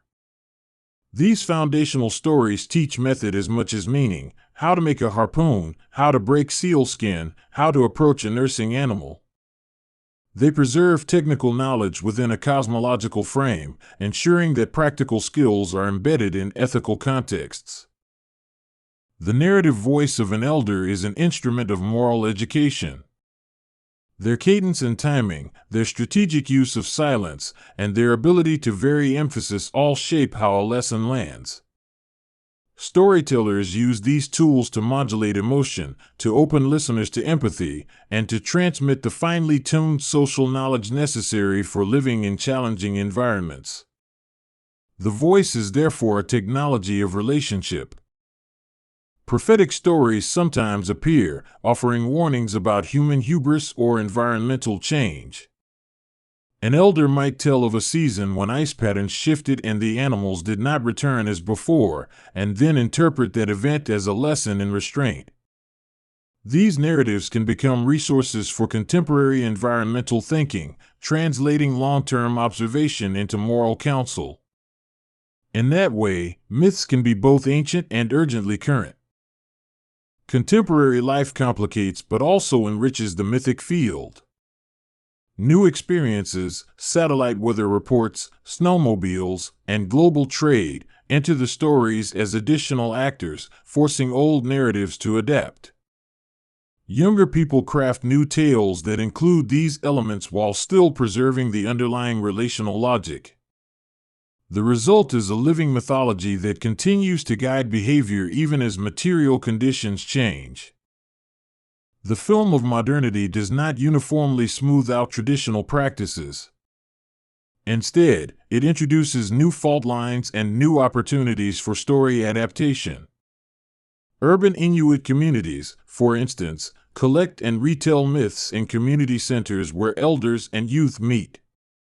These gatherings are modern forums for ancient rhythms, sustaining the flow of stories across contexts. The narrative tradition thus finds new lungs in contemporary forms of community life. Academic interest in Inuit myths has raised both appreciation and ethical questions. Recording and publishing stories can help preserve them when languages and practices are under threat, but it can also remove stories from their contexts and expose sacred elements. Ethical collectors work with communities to ensure consent and to protect sensitive materials. The tension between preservation and appropriation is itself a subject of careful storytelling and negotiation. Cultural revival movements often return to myth as a source of identity and resilience. Renewing traditional songs, teaching stories in schools, and reintroducing ritual elements are ways communities assert continuity. Those acts are forward-looking as much as retrospective. They build a living future that is informed by ancestral wisdom. Revival is therefore a creative act that stitches the past to the present and into the future. When you listen to a long story about spirits and humans, you are not simply hearing an old world, you are entering an ongoing conversation. Each telling is an act of repair, a rehearsal of relationships, and a commitment to future care. Stories teach how to read the weather, how to behave at sea, how to mourn, and how to laugh together. They are the social machinery that translates observation into ethical action. For the listener who is driving or busy with other tasks, the texture of these tales is meant to lodge gently in the mind. The rhythm of repetition and variation compounds until patterns emerge: respect for the other, careful practice, reciprocal giving, and a humility before forces beyond full control. The stories encourage habits of attention that can be applied in any context, whether on the ice or in a city bus. They are manuals for attentive living disguised as narrative delight. Finally, the mythic world of the Inuit invites us to rethink what counts as companionship. It expands the category of neighbor to include animal, rock, and wind. That expansion is not sentimental, it is pragmatic and moral, built on centuries of learning about how to live with others who do not speak our language. When we sit with these stories, we learn a different grammar for coexistence, one that asks us to listen more, take less, and keep careful watch over the fragile web that holds us all. The first thing to understand about the Inuit is that their world was shaped by extremes, by ice and wind, by an economy of careful patience and precise timing. They learned to read the sky and the sea with a kind of patient attention that turned danger into knowledge and scarcity into resourcefulness.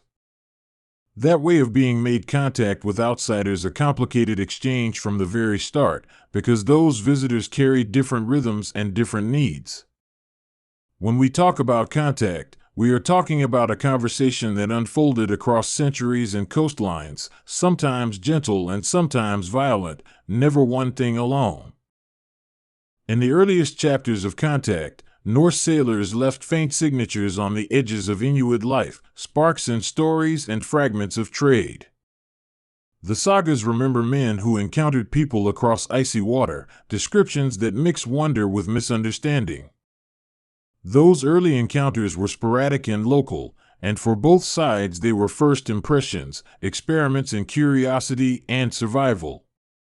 What mattered most in that era was the immediate usefulness of goods and knowledge, metal tools, new seamanship, and the exchange of techniques for living on the margin of a world of ice. Beyond the Norse, a slow tide of European activity crept north over centuries, propelled by fishing, sealing, and the search for a northwest passage. Each vessel that sailed into Arctic waters carried goods that could change daily life: a nail that would make a sled lighter, a coil of rope that would last longer in slush. But the exchange was rarely fair. Trade often arrived wrapped in power dynamics where access to resources depended on new dependencies. As items from distant ports made their way into Inuit hands, they nudged practices and values toward a different balance. By the 17th and 18th centuries, whalers and fur traders turned the Arctic into a place of industry as well as home. The pursuit of whale oil and pelts followed predictable lines: harvest where origin stories were dense, push where populations were concentrated. Men in longboats learned the sea in ways that sometimes mirrored Inuit skills, but commercial imperatives meant that what was profitable could override the subtle local knowledge of seasons and animal behavior. The ecological impact was uneven and slow at first, but its effects would compound, influencing migratory patterns and creating new pressures on traditional livelihoods. Whalers and traders introduced not only trade goods but also diseases, and that is one of the tragic through lines of contact. Smallpox, influenza, and tuberculosis traveled faster than any ship, carried in human bodies and in cloth that had been touched by many hands. Inuit communities that had no immunity suffered devastating losses, and the social ripples extended far beyond the immediate death toll. Elders and knowledge bearers, people who maintained songs and hunting lore, were often among those lost, leaving gaps in transmission that would be felt for generations. Missionaries arrived with a different kind of cargo, a message and a moral architecture that sought conversion, education, and a reordering of social life. For some Inuit families, church missions became centers of social services, places where food and schooling were available when scarcity made choices urgent. For others, missions represented an intrusion into spiritual life and authority, a force that could displace indigenous cosmologies with foreign doctrine. The instruments of conversion were sometimes gentle persuasion and sometimes regulation and control, and they reshaped family rhythms through new calendars, new expectations for dress, and new languages of literacy. Language itself became an arena of change. Ship manifestos and church registers introduced English, Danish, and Russian words into conversations that had been entirely Inuktitut or related dialects. New words came to describe new objects: matches, rifles, sugar, but the deeper shift was in registers of power, where official documentation often required mastery of a settler language. Over time, language policies in schools and government eroded some native speech, while at the same time Inuit artists and storytellers insisted on maintaining and reinventing their languages as living vessels of thought. Governments were slow to arrive as formal presences in the North, but once they did, their impact was dramatic. Colonial administrations introduced laws about land, resource extraction, and mobility that seldom matched indigenous governance patterns. Many decisions were made far away, in southern capitals, with maps that treated vast territories as abstract parcels. For Inuit communities, this abstraction could be dangerous because sovereignty and stewardship had always been exercised through intimate knowledge of the land, knowledge that did not map neatly onto colonial notions of property and jurisdiction. The Royal Canadian Mounted Police, for example, became a visible symbol of state authority, simultaneously a provider of order and a harbinger of cultural change. Their white uniforms and rigid protocols represented a legal framework that sometimes clashed with traditional dispute resolution methods. In certain moments, the presence of law enforcement brought protections. In others, it enforced rules that undermined customary practices, like those concerning hunting rights and communal decision-making. The tension between local autonomy and centralized control threaded through many daily interactions, from licensing to the enforcement of game laws. In the 20th century, the federal governments of Canada, Norway, Greenland, and Russia each pursued policies aimed at integrating northern peoples into national frameworks. Schools, health clinics, and social services were expanded, often with good intentions but with paternalistic assumptions about assimilation. Children were sometimes removed from families and placed in residential schools or southern institutions to learn the language and norms of the colonial majority. Those separations resulted in deep psychological and cultural wounds, as children lost continuity with their families and communities and were taught that their own ways were inferior. At the same time, modern technologies made their way north with gradual inevitability. Motorboats and snowmobiles extended the range of travel and changed the tempo of hunting and trade. Outboard engines meant that a day that once ended at a familiar inlet could now extend to distant ice floes. Refrigeration and metal boats altered how communities stored and distributed food, while radios and later satellite phones began to reconcile the isolation of remote camps with the wider world.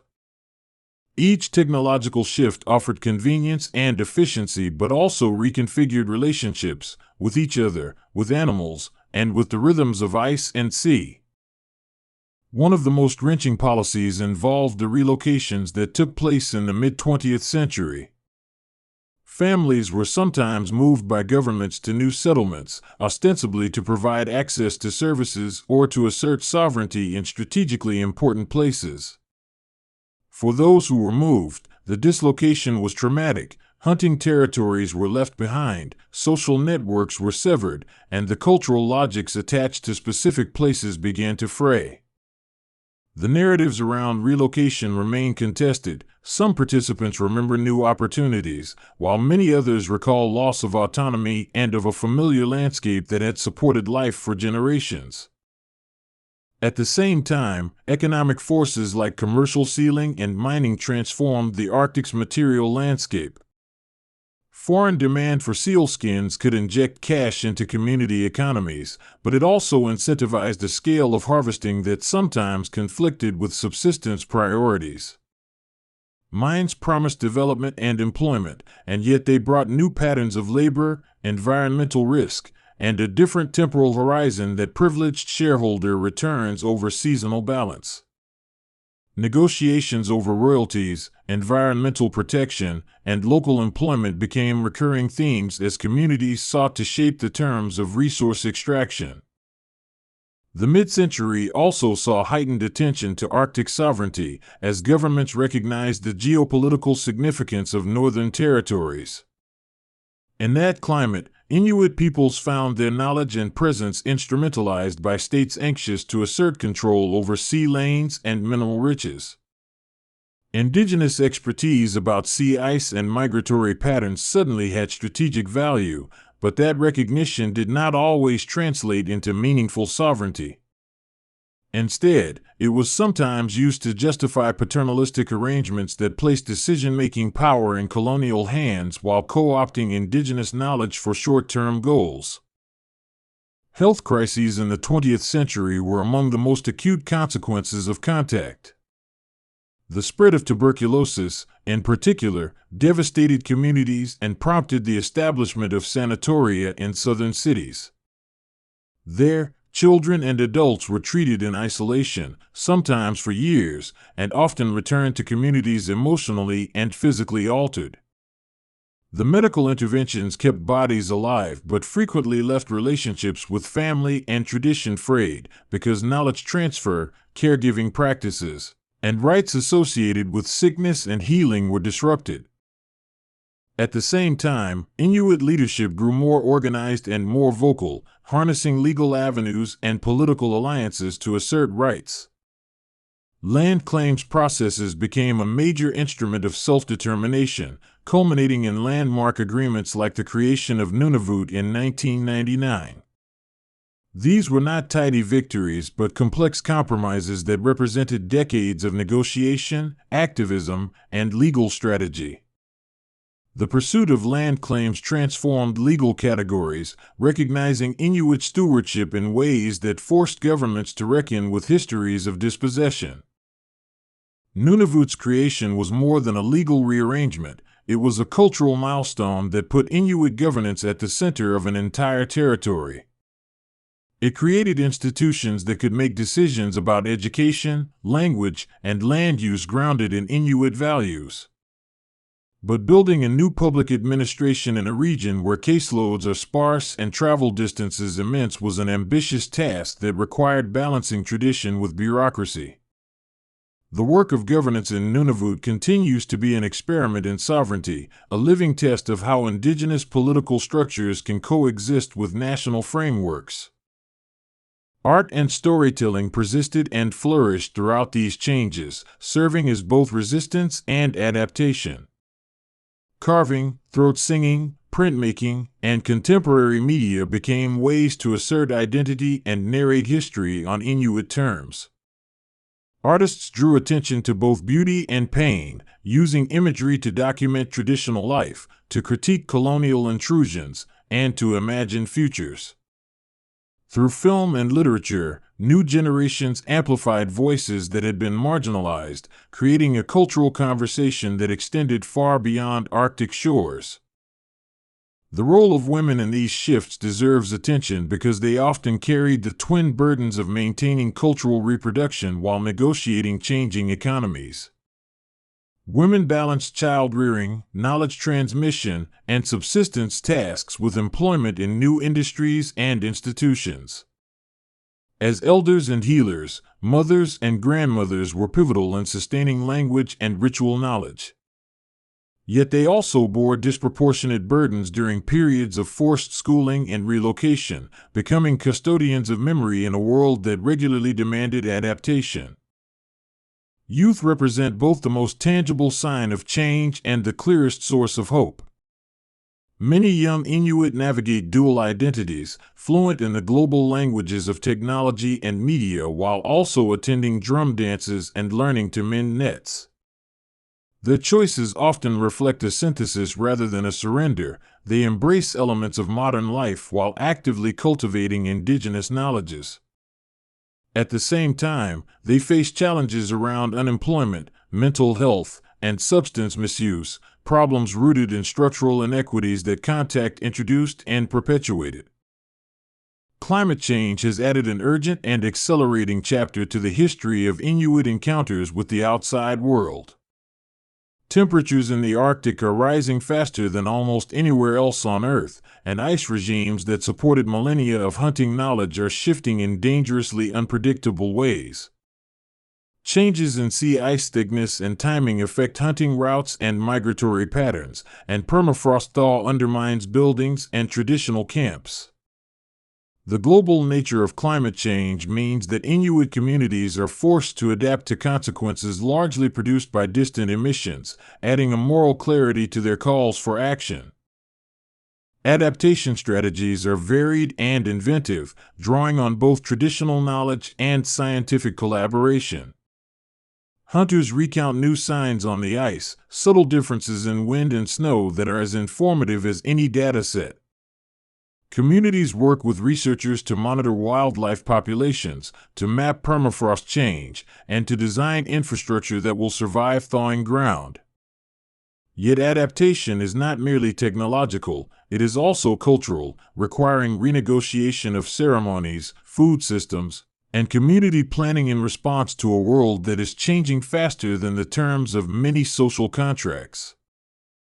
Legal struggles over land and resources have become central expressions of sovereignty and self-determination. Inuit organizations have used domestic courts and international forums to advance recognition of land rights and to challenge extractive projects that threaten subsistence. These legal battles are meticulous and slow, often requiring the translation of indigenous worldviews into legal categories that were never designed to contain them.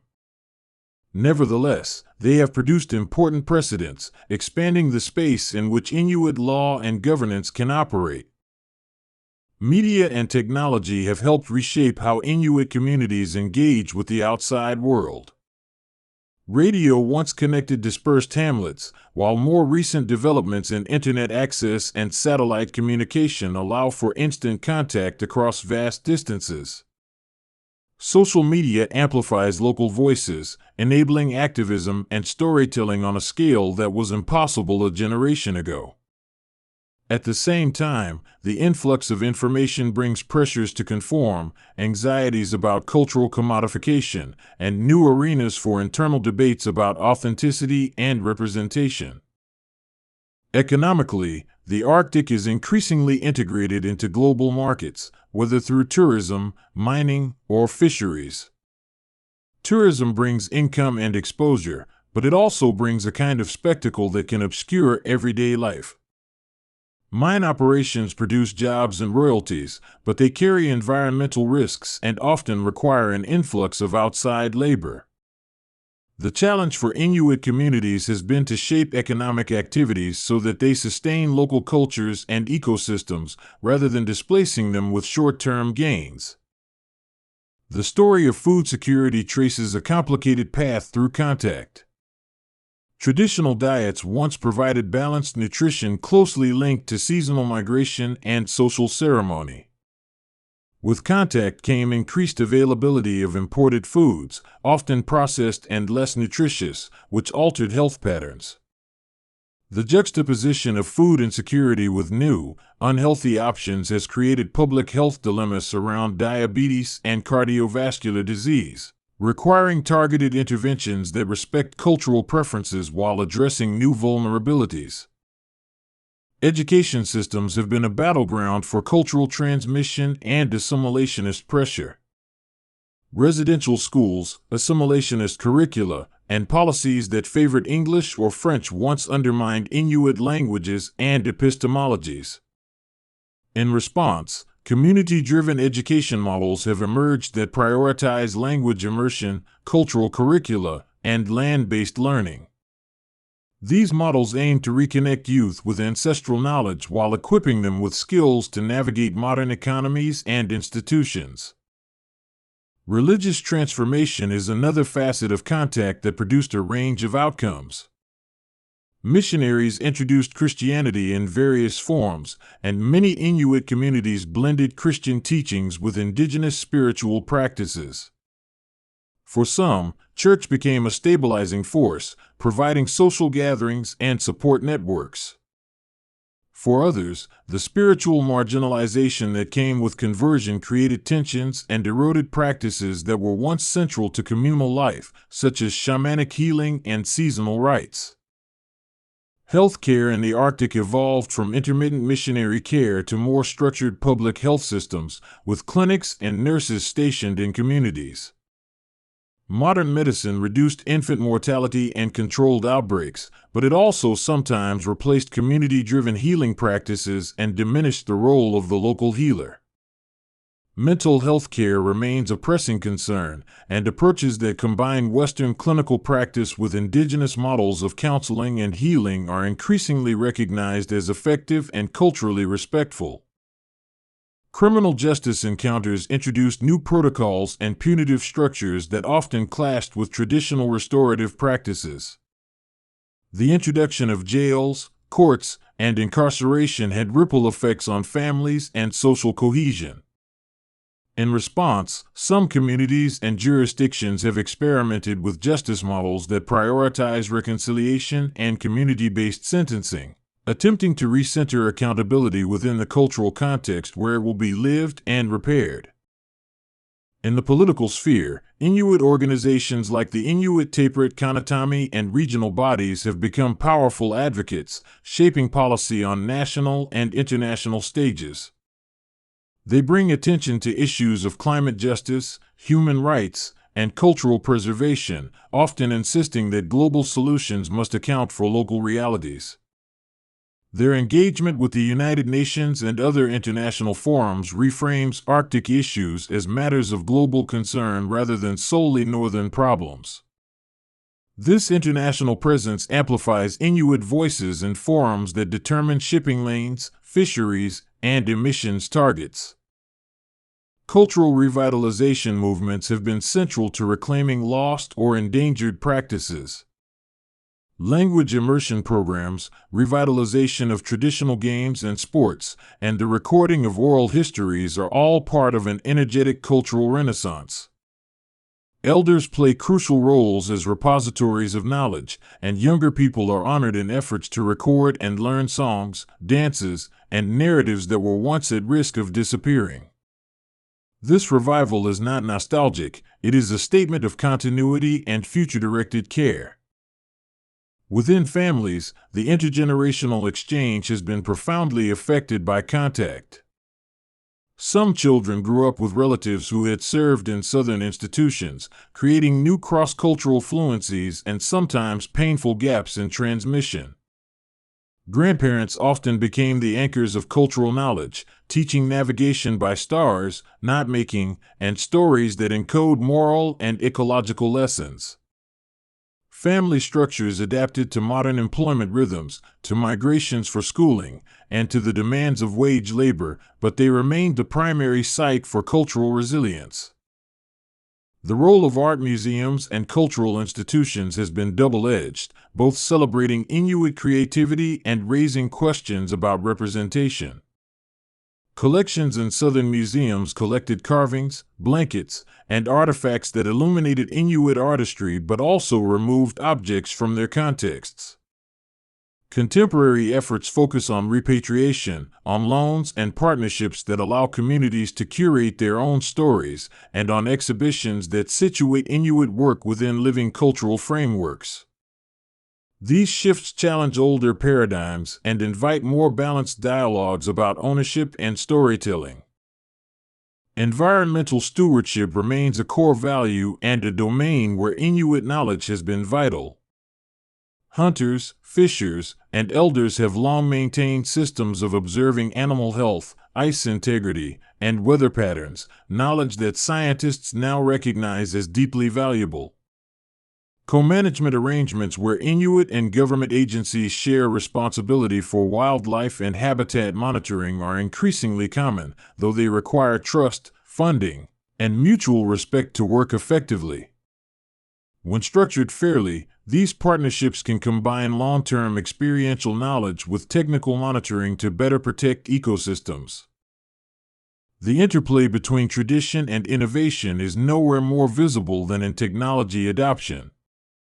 Inuit innovators have taken new tools and adapted them to local contexts, whether that means modifying engines for cold starts or using GPS to enhance traditional navigation. Adaptation is creative, selective, and pragmatic. Communities are eager to incorporate benefits while remaining vigilant about dependencies. This knack for hybridizing the old and the new is a hallmark of Arctic resilience. Tourism has introduced another layer of contact, one that often frames Inuit life as spectacle for Southern visitors.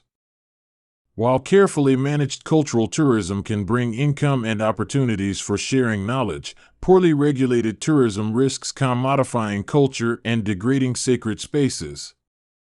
Community-led tourism initiatives seek to control narratives and ensure that visitors receive meaningful education in exchange for their curiosity.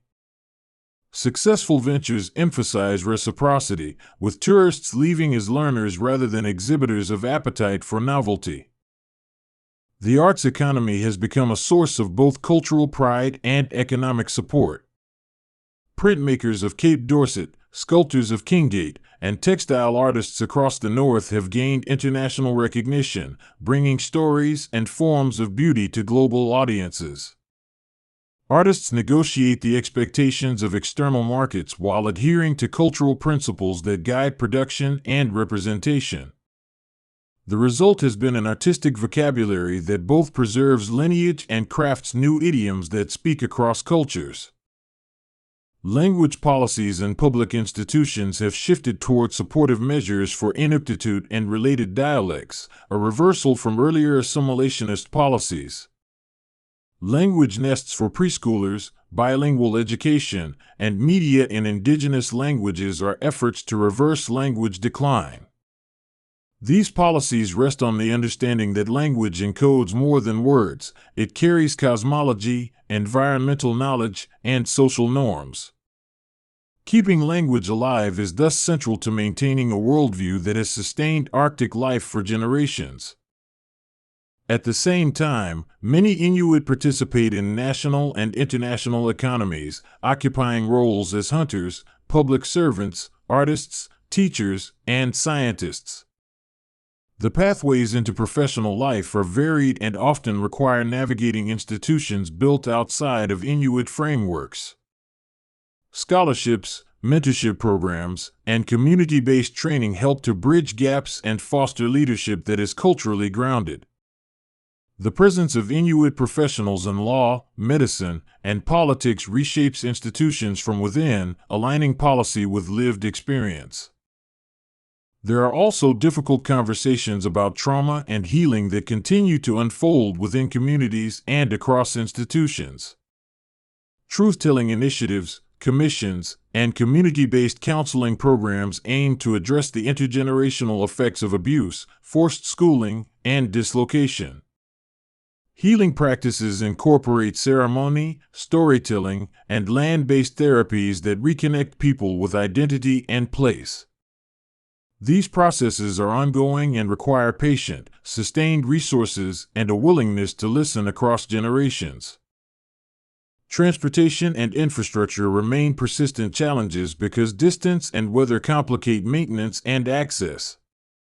Airports, icebreakers, and northern ports are expensive to build and sustain, so governments and communities often must prioritize projects. Reliable transportation affects everything from emergency health care to the price of food, shaping daily life in direct ways. Innovations in design and investment are essential, but they must respect local decision-making and the unique environmental constraints of the North. Energy systems reveal another zone of contact, where traditional reliance on diesel imports meets renewable possibilities. Solar and wind installations are increasingly attractive and appropriate for offsetting high fuel costs and reducing greenhouse emissions.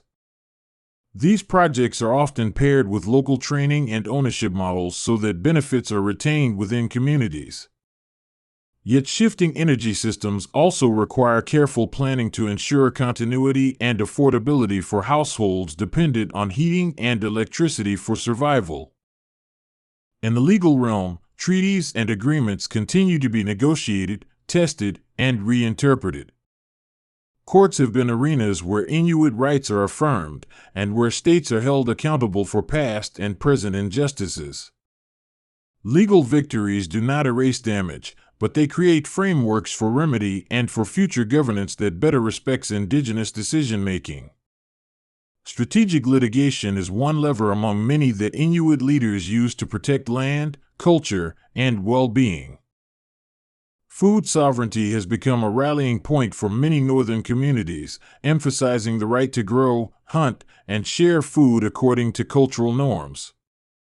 Initiatives to support local harvesting, to fund community freezers, and to promote traditional diets are gaining traction because they address health, cultural transmission, and local economies simultaneously. Food sovereignty reframes policy discussions by centering the rights of communities to manage their own food systems in alignment with cultural values. Youth cultures are dynamic and expressive, blending music, fashion, and activism in ways that challenge stereotypes of static tradition. Young Inuit artists and leaders create media, music, and public campaigns that assert modern identities rooted in older practices. Their work signals a future that is neither a wholesale adoption of Southern norms nor a static replication of the past. Instead, it suggests an evolving culture that remains anchored by knowledge passed down across generations. Elders remain the custodians of memory, and their role in community life is central and revered. They teach by telling stories, by correcting younger people when necessary, and by modeling relationships with the land and with animals. Elders' knowledge is increasingly documented through interviews, audiovisual projects, and language curricula, which both preserves material and respects the dynamic process of oral transmission. The intergenerational contract, where youth care for elders and elders instruct youth, continues to be a foundational social practice. The legal concept of free, prior, and informed consent has become a crucial principle in negotiating development projects on Inuit lands. Governments and companies are more often required to consult meaningfully with communities before proceeding with extraction or infrastructure. While consultation processes are imperfect and sometimes reduced to box ticking, the principle has nonetheless created leverage for communities to negotiate terms, demand benefits, and protect sacred sites. It is a legal standard that reframes interaction on more equitable terms when genuinely followed. Contemporary art centers, cultural festivals, and community radio stations create spaces where Inuit stories are told by Inuit people. These institutions are essential for cultural health because they provide platforms not only for preservation but for innovation. They host debates about identity, language, and policy, and they showcase artists whose work reframes Arctic life for both northern and global audiences. Through these venues, culture remains active and present, not merely archived. Economic development strategies increasingly emphasize community ownership and social enterprise as ways to distribute benefits more equitably. Co-ops for fisheries, tourism ventures owned by local partnerships, and community benefit agreements with mining companies represent attempts to align profit-making with community goals. Such strategies are not guaranteed to succeed, but they reflect a shift toward designing development that respects local priorities and environmental constraints. The measure of success is often not just revenue but resilience and cultural vitality. The Arctic's geopolitical importance means international agreements and conflicts can have outsized local impacts. Shipping routes, resource claims, and military patrols are matters of global policy that trickle down to affect daily life in northern communities. Inuit leaders have increasingly asserted that global governance of the Arctic must incorporate indigenous perspectives as central, not peripheral. They argue that solutions to climate change and to shared resource management must be informed by the communities who have stewarded these places for millennia. At the same time, migration patterns have become more common as young people move to southern cities for education and return, or sometimes remain, creating diaspora networks that link urban and rural experiences.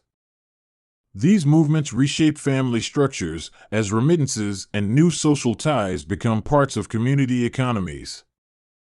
The relationship between urban Inuit and their home communities is complex, a two-way flow that brings back knowledge, resources, and new forms of cultural expression.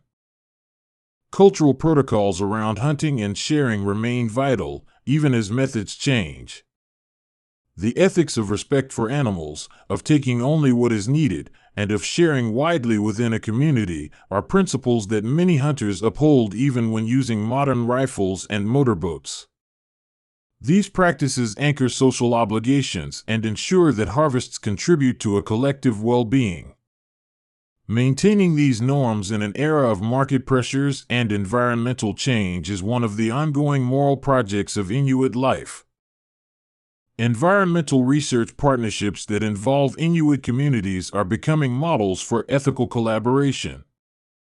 Researchers increasingly prioritize participatory models where community members help design studies, collect data, and interpret results. This approach recognizes that local observation contributes critical evidence and that research should benefit the communities involved.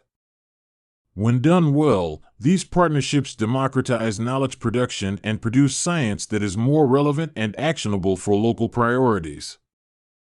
Public narratives about the Arctic are changing as well, moving away from colonial tropes of emptiness toward recognition of vibrant, complex societies.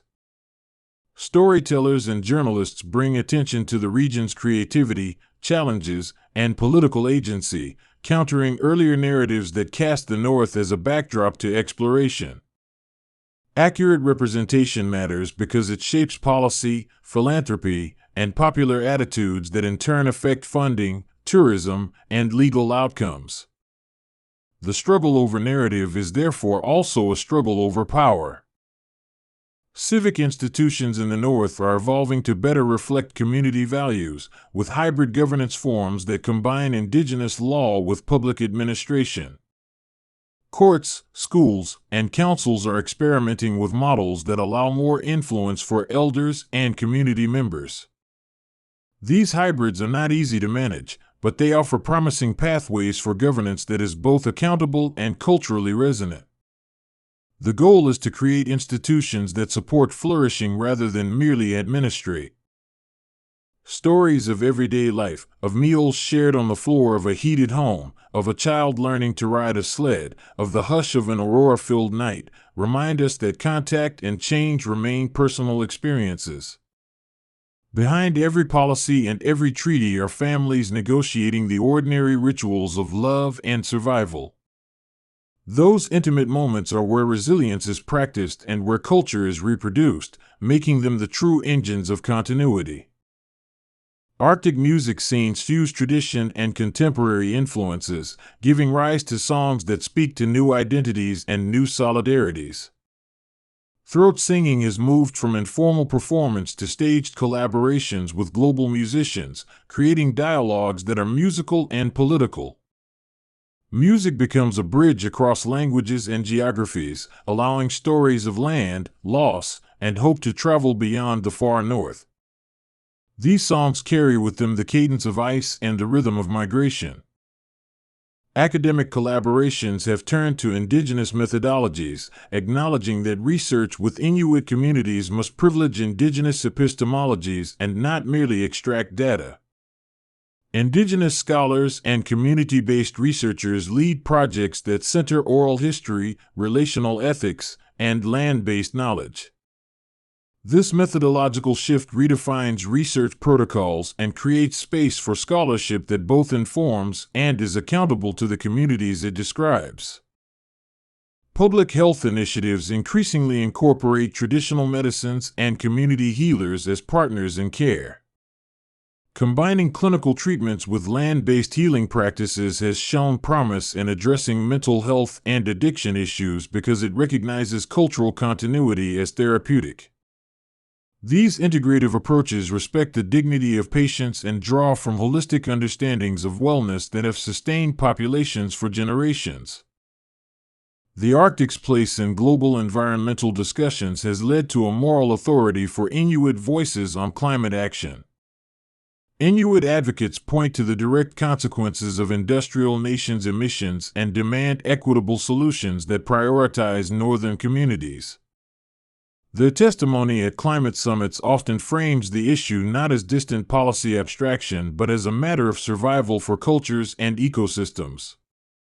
This moral clarity has sharpened arguments for mitigation and adaptation and has connected Arctic experiences to global human rights discourse. Cultural exchanges between Inuit groups and other indigenous peoples have enriched movements for rights and recognition. Shared experiences of colonization create solidarity networks that allow for joint advocacy and cross-cultural learning. These alliances help build political capital and offer comparative frameworks for legal and cultural revitalization. Through these connections, indigenous peoples exchange strategies for language revival, land claims, and economic sovereignty. At the community level, ceremonies remain central to marking life transitions and to anchoring social memory. Weddings, naming ceremonies, and feasts reinforce kinship ties and transmit values, even as they incorporate modern elements. Maintaining ceremonial life is a form of resistance to dislocation and a practice that recreates social bonds after periods of rupture. Ceremonies thus operate as living institutions that sustain collective identity. Economic disparities persist, however, with many communities facing limited employment opportunities and high costs of living. Addressing poverty requires multifaceted approaches that include education, infrastructure investment, and culturally appropriate economic development.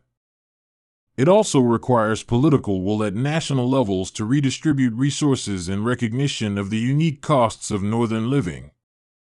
Policies that combine investment with respect for local autonomy offer the most promising pathways out of persistent inequalities. In legal education, more Inuit lawyers and judges are emerging, changing the face of the justice system. These professionals bring cultural competence and lived experience to courtrooms and legal reforms. Their presence helps translate indigenous norms into arguments that are legible to national legal systems, creating precedents that protect community rights. The legal profession thus becomes another arena where contact produces new forms of power and protection. The commodification of certain cultural artifacts raises ethical questions about who benefits when Inuit art and symbols circulate in global markets. Ensuring that artists and communities receive fair compensation and recognition has become a policy focus, with initiatives to protect intellectual property and cultural heritage. These protections aim to prevent exploitation while enabling cultural expression that can sustain livelihoods. The challenge is balancing access and ownership in ways that honor community consent and benefit sharing. Long-term environmental monitoring increasingly relies on citizen science, with hunters and elders participating in data collection about ice, wildlife, and weather.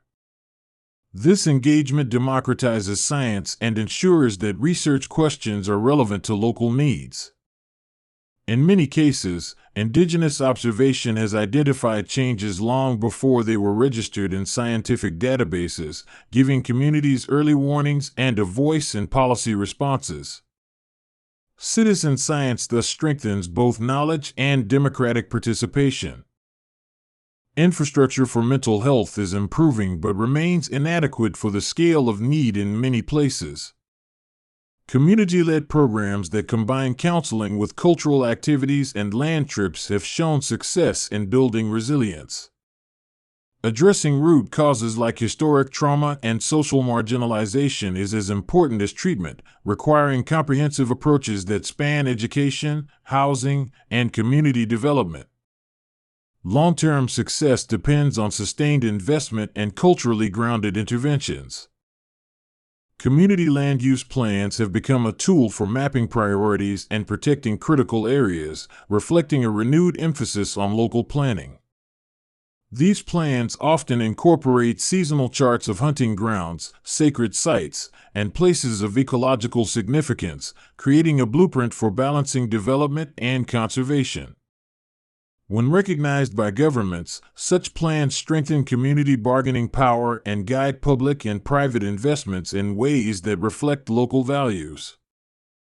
Indigenous knowledge keepers are increasingly recognized in scientific syntheses as authoritative partners, not merely informants. Their perspectives on change, grounded in long-term observation and relational ethics, enrich understanding of ecological dynamics. Collaborative projects that treat indigenous expertise as co-equal produce more nuanced and actionable findings for conservation and adaptation. This parity in knowledge systems helps create policies that are both scientifically robust and culturally responsive. In urban centers, Inuit cultural centers and clinics serve as hubs for those who have migrated for work or education, maintaining ties to home through language classes, arts programs, and community celebrations. These centers act as lifelines that prevent cultural erasure even as urban life offers different opportunities. They create hybrid spaces where identities are negotiated and rearticulated in ways that reflect the mobility of contemporary Inuit life. Urban networks thus extend the reach of cultural continuity across geography. Youth activism is energizing public debates about climate, justice, and cultural rights, with young leaders using media and direct action to demand change. Their campaigns bridge local issues and global movements, connecting school strikes, legal challenges, and art projects into a unified demand for a livable future. Youth activism signals a generational commitment to stewarding both culture and environment, insisting that decisions made today honor obligations to coming generations. The persistence of indigenous land management practices like selective harvesting and rotational use counters extractive logics with a philosophy of reciprocity. These practices are adaptive, informed by monitoring and a moral economy that values balance. Incorporating such practices into modern management plans challenges dominant resource paradigms and offers sustainable alternatives. When respected, these approaches help maintain ecological integrity and cultural continuity. Oral history projects capture the lived experience of contact in personal detail, preserving testimonies of displacement, adaptation, and resilience. These narratives enrich the historical record with emotions, nuances, and localized knowledge that official archives often miss. By preserving voices in elders' own speech and cadences, oral histories ensure that stories remain accessible to future generations and inform policy discussions with human depth. Cultural resilience is not a static property but a continual practice of repair, innovation, and negotiation. It involves reclaiming language, defending land, adapting technologies, and insisting on representation. Contact with the outside world has introduced pressures that threaten cultural survival, but it has also created openings for political leverage, artistic expression, and legal recognition. The story that unfolds is not one of disappearance but of complex transformation, where loss and renewal coexist in ongoing tension. In the end, the story of Inuit encounters with the outside world is best told as an ongoing conversation, sometimes painful, sometimes generative, between different ways of knowing and being. That conversation has remade lives and landscapes, and it continues to do so, driven by climate, law, art, commerce, and the persistent insistence of Inuit peoples that their voices be heard. Listening to those voices, whether through stories, songs, legal claims, or scientific collaboration, reveals a people who have navigated contact with creativity and courage. Their experiences teach us about adaptability, justice, and the enduring meaning of place. The land opens like a story told in weather and rock, a long sentence stretched across sea ice and tundra that the Inuit have read and rewritten for generations. Wind carves the snow into ridges that look like the backs of sleeping whales, and each ridge remembers a crossing, a hunt, a child's first stumble on the frozen ground.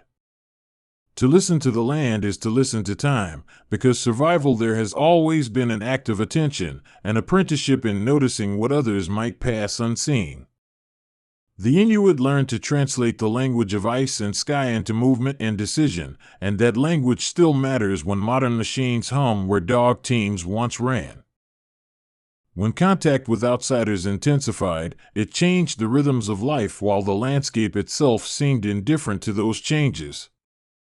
New tools arrived and new diseases along with them. Trade goods sat alongside old knowledge, sometimes blending, sometimes displacing. Missionaries and traders, bureaucrats and researchers each carried assumptions and plans that did not always fit into an ecosystem defined by small, mobile communities.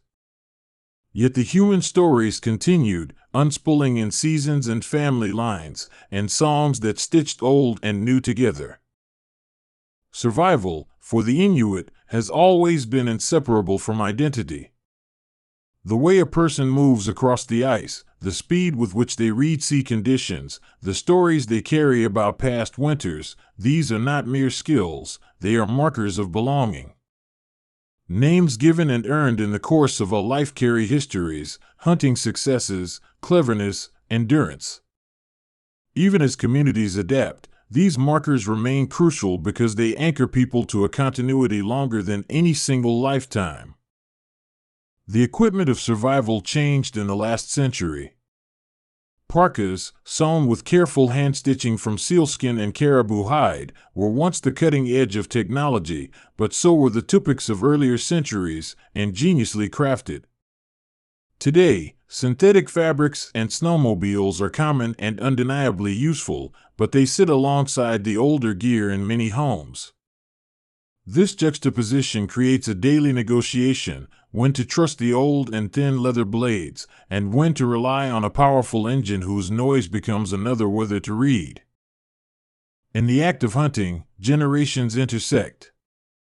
An elder might teach a young hunter how to read the color of the sky, how the meat of a seal should be handled to last through a storm, how to carve out the heart with care. Modern hunters carry GPS devices, satellite phones, and rifles that reach farther than a harpoon ever could, but those instruments do not replace the stories about where ice is thin or what current patterns mean. The knowledge survives in conversation, in the quiet critique of a plan that sounds like it ignores local memory. Communities across the circumpolar North differ in language, in dialect, in practice, but the pulse of shared reality is similar. Survival demands both individual skill and collective trust. When a storm chews at a coast, it is not one person's choice whether to go out. It is a communal calculus that factors in children, elders, and the stock of food. Decisions to move a camp, to trade, to change a hunting calendar are negotiated and remembered in ways that bind people tightly. This social weave is a resource equal to any tool, because no one survives the Arctic alone. The imposition of state institutions reshaped many of those communal mechanisms. Colonial governments, and later national ones, often assumed that centralized provision was superior to the older networks of sharing. Hospitals and schools were placed in ways intended to stabilize populations, but they sometimes undercut the nimble mobility that had been so effective in subsistence economies. With clinics came treatments for tuberculosis and other illnesses that once devastated communities, saving lives while also accelerating transitions away from seasonal movement. Residential schools and mission boarding, where they occurred, left scars that ripple into the present. Children removed from homes learned languages that were not their own and, in many cases, were punished for speaking their mother tongues. Those policies aimed to assimilate, to reorder lives into the rhythms of the colonizing power, and the consequences were profound: loss of language fluency, disruptions to parenting chains, and a wounded trust of institutions. Healing from these past harms is an ongoing process, one that demands patience, institutional change, and space for stories to be told and acknowledged. Identity has been reshaped by these wounds and by resilient responses to them. Many Inuit communities have turned to cultural revitalization as a means of restoring continuity. Language classes, intergenerational camps, and arts programs have become sites for rebuilding what was interrupted.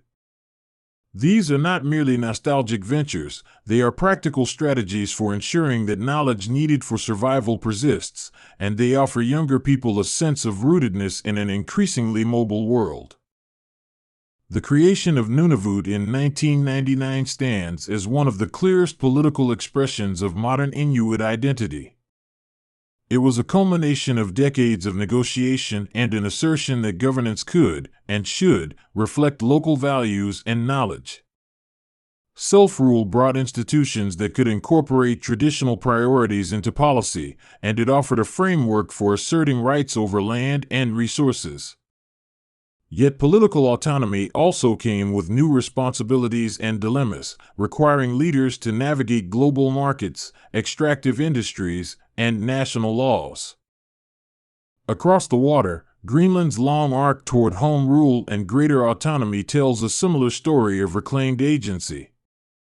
The path was different there, shaped by Danish colonial history and the particular rhythms of Kalaalleq culture, but the core impulse to self-determination resonates. These political shifts have provided platforms for Inuit voices to influence decisions that once were made far away, especially around resource management and environmental stewardship. They have also introduced new complexities as communities weigh immediate economic gains against long-term sustainability. Economic change has been both opportunity and threat. Wage employment, public services, and participation in cash economies have lifted many living standards, offering new medicines, education, and infrastructure. Yet a cash economy also alters social priorities and can make traditional subsistence seem peripheral to success. The tension is real. Chasing wages in a town may improve a household's material comfort but can disconnect young people from seasonal cycles that taught them resilience and a particular kind of knowledge tied to land and ice. Hunting rights and access to resources have become central political issues. Agreements and treaties attempt to balance commercial development with subsistence needs, but the negotiation is ongoing and often uneasy. Corporations see mineral potential and governments see revenues, while local hunters focus on the integrity of migratory routes and breeding grounds. Resolving these competing interests demands a recognition that the Arctic is not an empty space to be exploited but a living landscape whose health determines human survival. Climate change accelerates these dilemmas by altering migration patterns, thinning ice, and upsetting the predictability that traditional knowledge depends upon. Hunters speak of seasons that arrive earlier or later than they used to, of species shifting range, and of ice that no longer holds as it once did.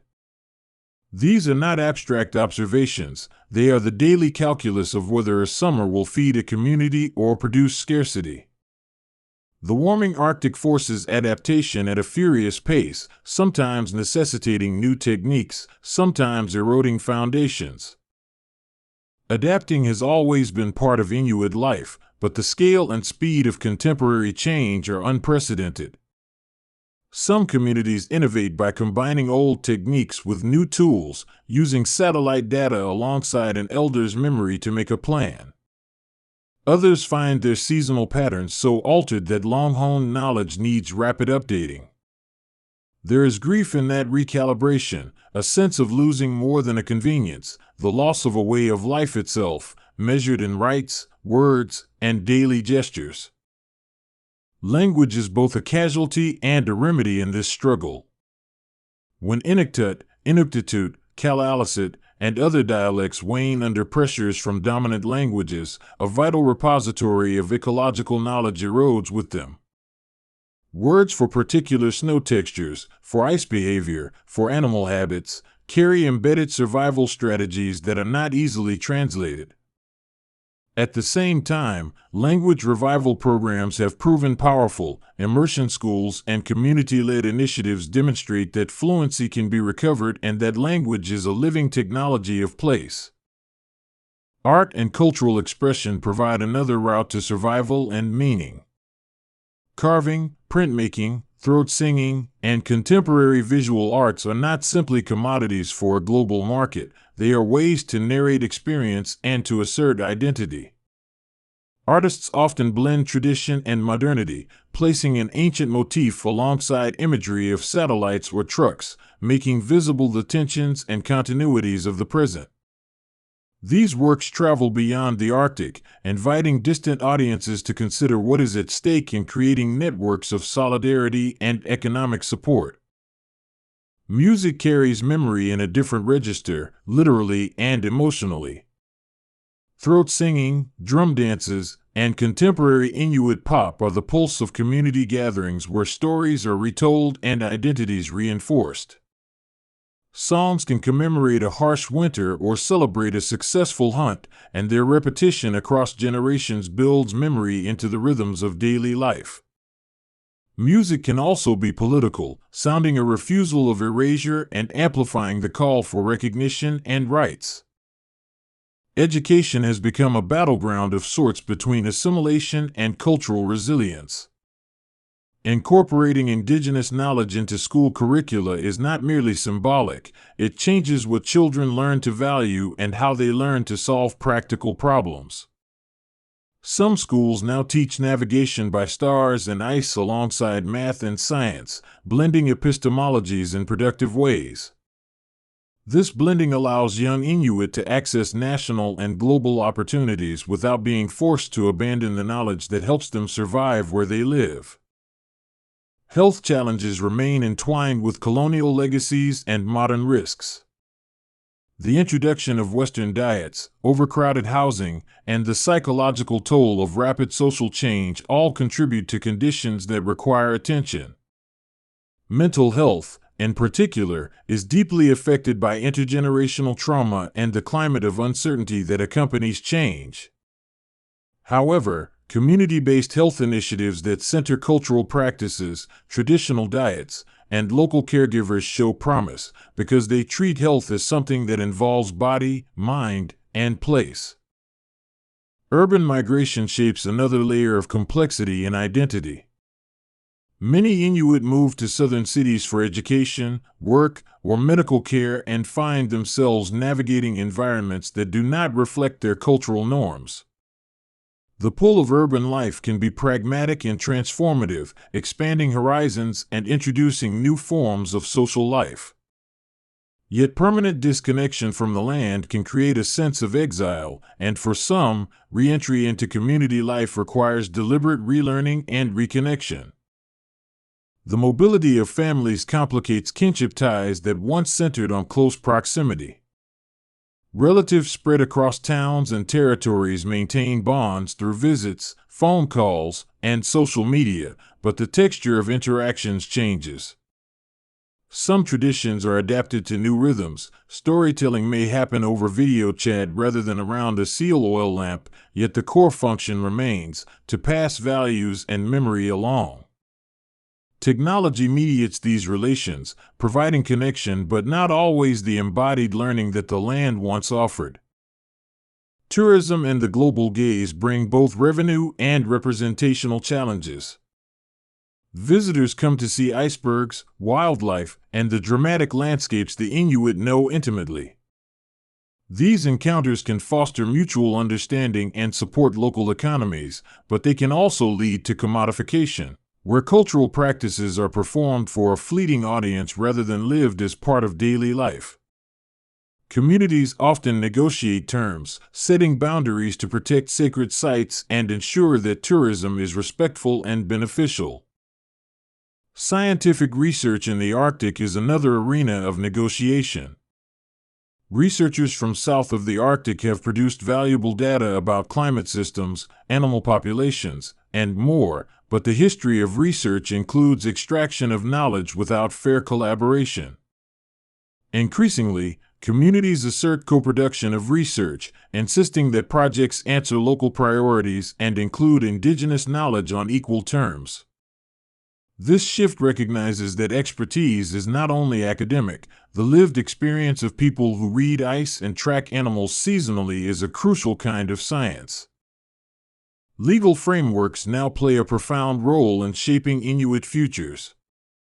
Land claims and self-government agreements have established legal bases for managing territories and resources in ways that reflect Inuit priorities.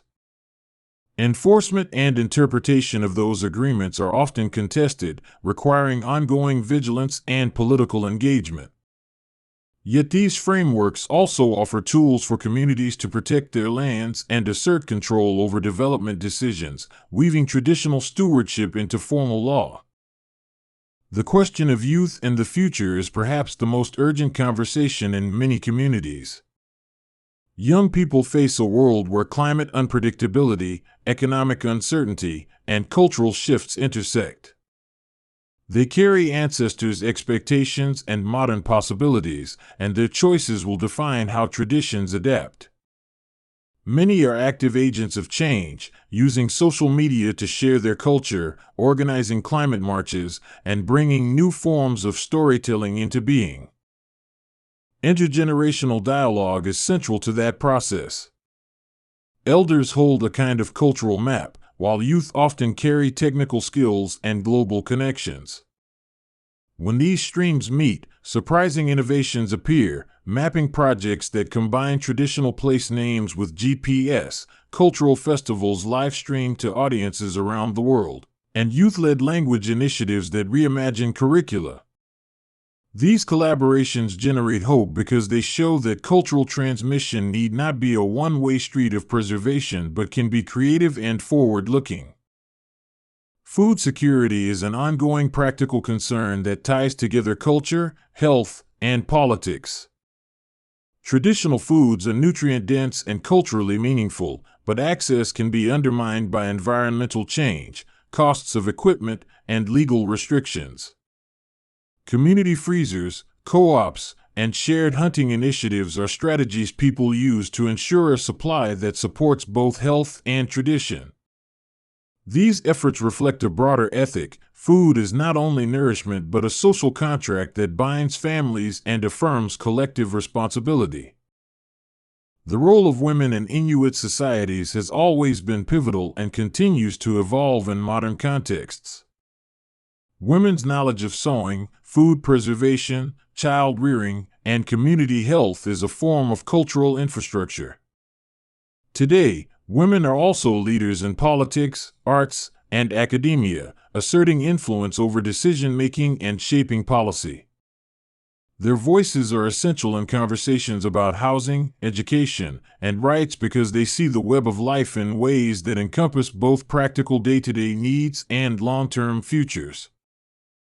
Men's roles have also adapted to changing economic and social landscapes. Where hunting might have previously dominated expressions of masculinity, modern life requires men to negotiate new responsibilities and identities. Programs that support healthy transitions, mentorship, and the reintegration of traditional skills into contemporary contexts have shown value. These efforts are not about reverting to a romantic past, but about expanding the range of possibilities for meaningful contribution. Elders are the living libraries of memory, and communities increasingly recognize the importance of honoring and documenting their knowledge. Audio recordings of stories, language lessons, and place-based teachings create archives that can be used in schools and family life. More than preservation, these acts are investments in survival because they keep alive the heuristics that let people read weather and ice, prepare for lean years, and maintain social cohesion through shared narratives. Naming practices are a thread that links personal identity to the landscape and ancestors. Place names encode history, routes, and events in ways that maps alone cannot. Restoring indigenous place names is both a symbolic and practical act, asserting the legitimacy of long-standing human presence and offering navigational knowledge embedded in language. When maps reflect these names, they change how a place is seen by residents and outsiders alike. Ceremony and spiritual life continue to shape communal resilience. Ceremonies for births, funerals, and seasonal changes mark transitions and reconfigure social ties, ensuring that community values are enacted.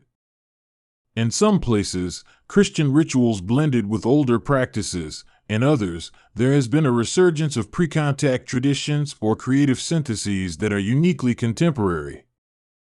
These practices help people process grief and joy and reinforce bonds that matter when resources are scarce. Mental health conversations have become more open, shaped by both community efforts and health professionals who work in culturally informed ways. Suicide and depression have been significant concerns in some regions, and responses that integrate cultural practices, land-based healing, and counseling show better outcomes than Western models alone. Returning to the land for camps and cultural renewal often plays a therapeutic role, connecting people with practices that restore dignity and purpose. Housing is a pressing and visible challenge in many communities, where overcrowding and high costs compromise health and social well-being. Traditional shelters were mobile and adapted to seasonal life, but modern housing systems often fail to accommodate large extended families and communal practices. Addressing housing requires more than building units. It demands design that considers cultural use of space, provision for food processing, and climate resilience. Thoughtful approaches embed cultural life into architecture, not vice versa. The Arctic is rich in symbolism for global politics, and Inuit communities often find themselves at the center of debates about sovereignty, shipping routes, and resource extraction. Their voices matter in these conversations because decisions made far away can radically alter local realities. Through international forums and alliances, Inuit organizations advocate for policies that respect their rights and knowledge, often framing their claims in terms that resonate beyond national borders. Technology is ironically both a threat and a lifeline. Satellites, drones, and smartphones expand opportunities for communication, research, and safety, helping hunters know weather conditions and enabling cultural content to flow outwards. Yet technology can also accelerate cultural homogenization and foster dependencies that undermine local economies. Communities are learning to control the terms of technological adoption, experimenting with hybrid models that use tech to strengthen rather than replace traditional practices. Legal battles over resource extraction often hinge on environmental assessments and meaningful consultation, with Inuit communities pushing for greater control over the process. They insist on baseline studies that include traditional knowledge and demand monitoring that continues throughout a project's life. Some communities have brokered partnerships that deliver jobs and revenue while protecting subsistence needs, but such outcomes require skillful negotiation and often long-term oversight. The Arctic's animals and ecosystems are not static backdrops but active participants in cultural life. The migration of caribou herds, the timing of seal puppying, and the presence of polar bears inform seasonal calendars and food security. Protecting these species therefore becomes a matter of cultural survival as much as ecological conservation. Inuit-led conservation projects often emphasize stewardship over exclusionary protection, recognizing that humans are part of the system they seek to maintain. Fishing economies and marine mammal management are arenas where science and traditional knowledge intersect. Quotas and regulations developed elsewhere can have unintended consequences when they ignore local practices of sharing and conservation. Co-management models have emerged where authorities and communities collaborate to set harvest levels and monitor populations, offering a pathway toward equitable and sustainable resource use. These partnerships are not always smooth, but they are testaments to the possibility of shared governance. Identity politics sometimes produces internal debates about who counts as Inuit, particularly in urban settings or among mixed families. These conversations are sensitive because they touch on belonging, rights, and access to services. Communities often resolve such questions through kinship ties, participation in cultural life, and recognition by local elders, creating criteria that are social as well as legal. These dynamics remind us that identity is lived and negotiated, not merely enumerated on paper. Media representation has shifted over recent decades from outsider narratives to stories told by Inuit themselves. Documentary filmmakers, writers, and artists produce work that complicates stereotypes and offers nuanced portraits of contemporary life. This self-representation challenges simplified images of the Arctic as an empty wilderness and foregrounds voices that have been marginalized. When Inuit direct their own narratives, audiences encounter the subtlety of daily life rather than a one-dimensional exoticism. Economic diversification is a goal for many communities, balancing traditional livelihoods with new industries such as renewable energy, digital enterprises, and cultural tourism. Renewable energy projects, like wind or solar installations, can reduce reliance on costly diesel and align with stewardship values. Small businesses rooted in local resources and skills create jobs that allow people to stay in their communities without abandoning cultural practices. These ventures often require patient investment and supportive policy frameworks to thrive. The relationship between law enforcement and communities reflects larger tensions about jurisdiction and cultural understanding. Remote communities have sometimes experienced a mismatch between policing practices and local norms, producing distrust. Community-based safety programs that incorporate elders, social workers, and local leaders demonstrate more culturally appropriate approaches to conflict resolution and prevention. These models prioritize prevention and healing over punitive measures that feel alien to communal life. Scholarship and academic partnerships have matured into more reciprocal relationships. Universities and research institutes increasingly include Inuit scholars and co-develop research agendas with communities. This shift changes the questions asked, focusing research on issues that matter locally and ensuring that knowledge produced returns to the communities in usable forms. It also validates indigenous methodologies, recognizing oral histories and experiential knowledge as rigorous sources of insight. Transportation remains a fundamental constraint in the Arctic, with communities separated by vast distances and dependent on expensive air travel or seasonal shipping. This isolation shapes cost of living, access to goods, and the feasibility of many projects, from health services to cultural exchanges. Creative solutions, such as subsidized travel for medical care or shared cargo operations, help, but the logistics of distance remain a defining feature of life in the North.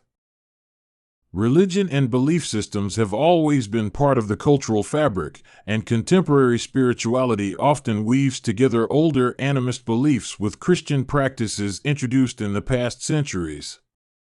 These blended spiritualities provide frameworks for understanding the world and coping with change, giving people vocabularies for gratitude, responsibility, and grief. Spiritual leaders and elders play roles in ceremonies that help communities mark transition and maintain moral economies of sharing and reciprocity. Language technology has started to assist revitalization in novel ways. Apps, online dictionaries, and recorded oral histories make learning more accessible, especially for diaspora populations. While technology cannot replace immersion in daily communal life, it expands the tools available for language maintenance and can connect learners across distances. This accessibility is vital for young people who split time between town and territory, providing continuity when physical presence is limited. The Arctic's geopolitical importance has spurred international interest, and Inuit peoples have used this attention to assert their perspectives on global issues. Climate forums, United Nations sessions, and international environmental meetings now hear Inuit representatives who speak to the human consequences of warming and demand equitable solutions. Their advocacy reframes climate change not as an abstract future but as an immediate crisis with cultural and survival implications. Philanthropy and external funding play roles in supporting cultural projects, but reliance on external money poses risks of mission drift and dependency. Communities prefer stable, long-term investments that support sovereignty rather than projects that impose agendas. Partnerships that invest in local capacity, training teachers, supporting hunters, and sustaining arts programs tend to have more enduring benefits than short-term grants for discrete events. Mental frameworks for survival include an ethic of reciprocity that governs social and ecological relations. Sharing meat after a hunt, helping to repair a boat, or hosting a visiting family are acts that distribute risk and reinforce mutual aid.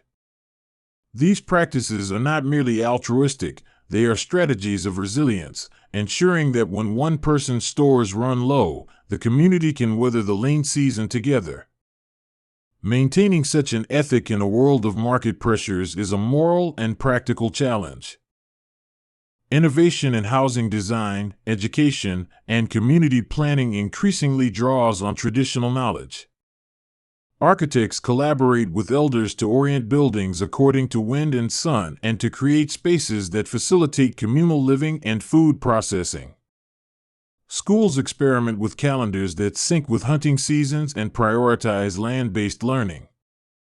These innovations show that modernity and tradition need not be opposites but can inform each other. The story of Inuit survival in the modern age is also a story of legal philosophy and land stewardship. Concepts of ownership and stewardship differ across cultures, and integrating indigenous notions of relational responsibility into legal systems has been a complex project. Land claims have established rights, but stewardship requires ongoing practice, monitoring, rotating harvests, and responding to ecological signals. In this sense, law becomes a tool for translating cultural ethics into enforceable practice. Artists continue to play crucial roles in creating dialogue between communities and wider publics. Visual artists, musicians, and writers tell stories that complicate tourism brochures and policy briefs, offering depth and context. Their work mediates emotional truths that statistics cannot convey, anchoring policy debates in lived experience. Art becomes a form of advocacy, teaching outsiders how to look and to listen with nuance and humility. The Elders' Council remains a vital institution in many places, advising leaders on cultural matters and naming priorities for community life. These councils can bridge the world of modern policy and the world of seasonal practice, guiding decisions about festivals, land use, and educational focus. Their authority is often moral more than legal, but in tight-knit communities, moral authority translates into practical power because people care about reputation, memory, and reciprocity. The presence of researchers and journalists has shifted, with more emphasis on consent, co-authorship, and accessible results. Stories and studies no longer leave communities out of the loop by default, and many projects now require community approval and participation. This evolution respects agency and recognizes that knowledge is not a neutral commodity but a resource with implications for living people. The social organization of the Inuit is flexible in ways that suit their environment. Kinship ties extend across distances, and visiting patterns adapt to seasonal needs. This flexibility serves as a social insurance system, allowing people to move where resources are abundant and to call on relatives in times of scarcity. Maintaining such flexibility in the face of modern constraints like fixed employment and formal schooling requires creativity and often policy adjustments to accommodate mobility. Culinary revival projects reconnect people to traditional diets and foodways. Cooking classes, community hunts, and preservation workshops teach younger generations how to prepare, store, and eat foods in healthy ways. Returning to country foods improves nutrition and reconnects people to ecological cycles. A meal becomes a lesson about migration timing, animal anatomy, and cultural histories. These projects are also celebrations, reinforcing the pleasure and sociality around food. Communities manage grief and loss through rituals that anchor communal memory. Funerary customs often involve extended gatherings, stories about the deceased, and songs that situate loss within collective history. Processing grief publicly reinforces social bonds and prevents isolation, and such practices are crucial where modern stresses can otherwise lead to private suffering. In this way, cultural rituals function as public health measures, supporting resilience. The architecture of airports and the presence of radio towers are mundane features that nonetheless shape daily life by enabling mobility and communication. Air connections make specialist medical care available and permit families to maintain ties across vast distances.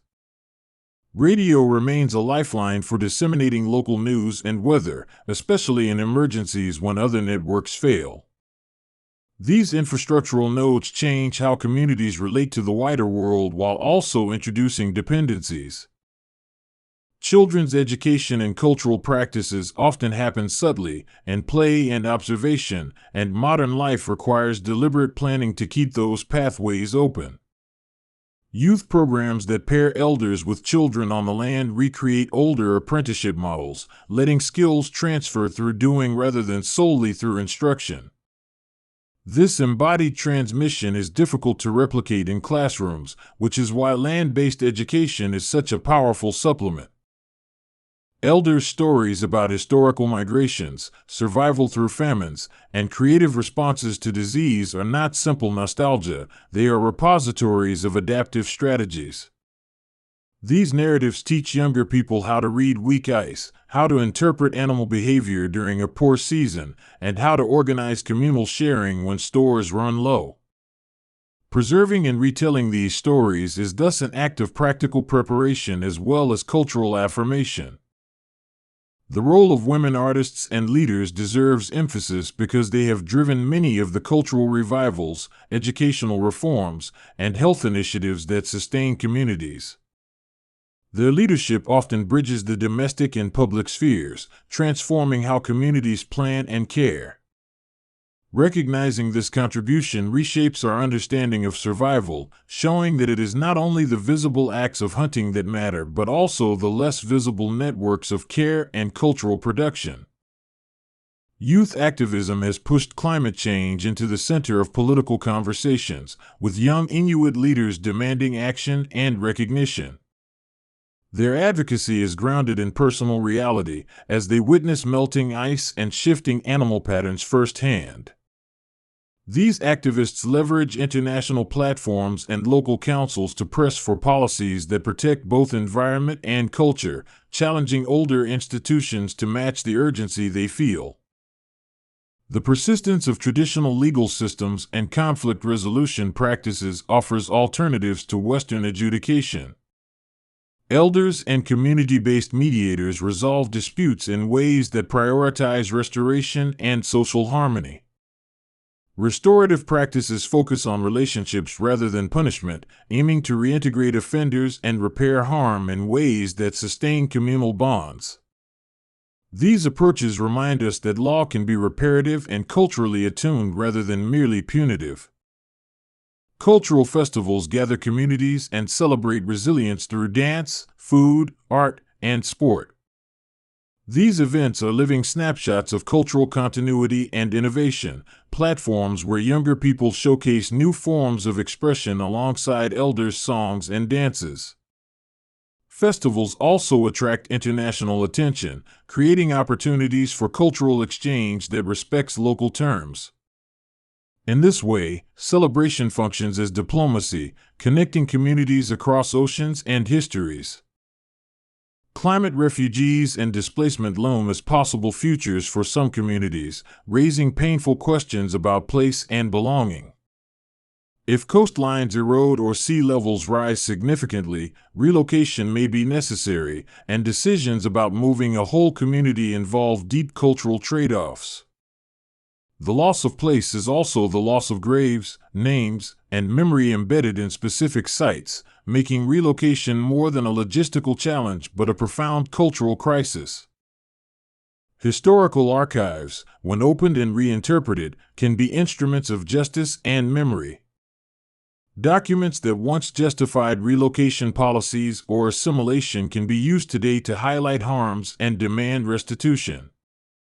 Communities working with historians and lawyers use the archival record to support claims and to educate new generations about the full contours of their histories.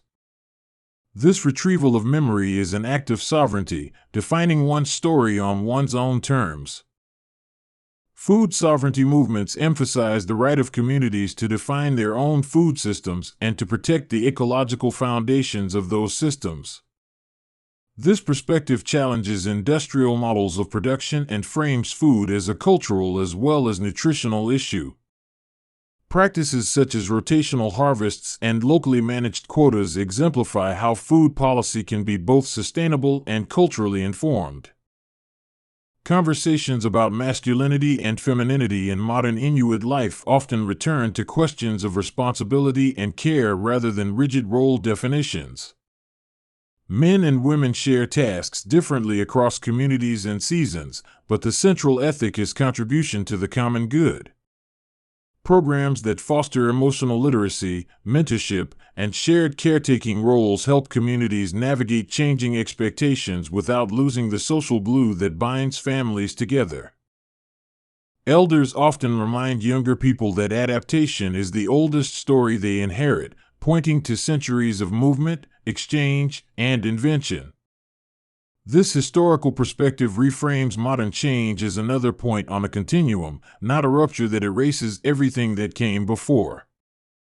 That orientation provides a certain steadiness. If ancestors survived previous upheavals through ingenuity and generosity, so too may current generations find paths forward. Science fiction imaginings sometimes place the Arctic as a frontier of extraction and danger, but real-life Inuit responses are pragmatic, rights-based, and grounded in lived knowledge. Debates about mineral rights or shipping lanes are not abstract. They are conversations about whether a family will have food next winter, whether a child's language will thrive, or whether an elder's stories will be lost to water. This groundedness gives Inuit advocates moral clarity in global forums where decisions are too often made at removed from human consequences.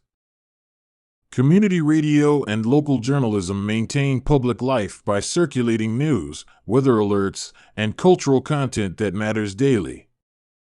These media platforms keep elders' voices in the public sphere and amplify young people's initiatives, creating a shared information ecology that supports decision-making.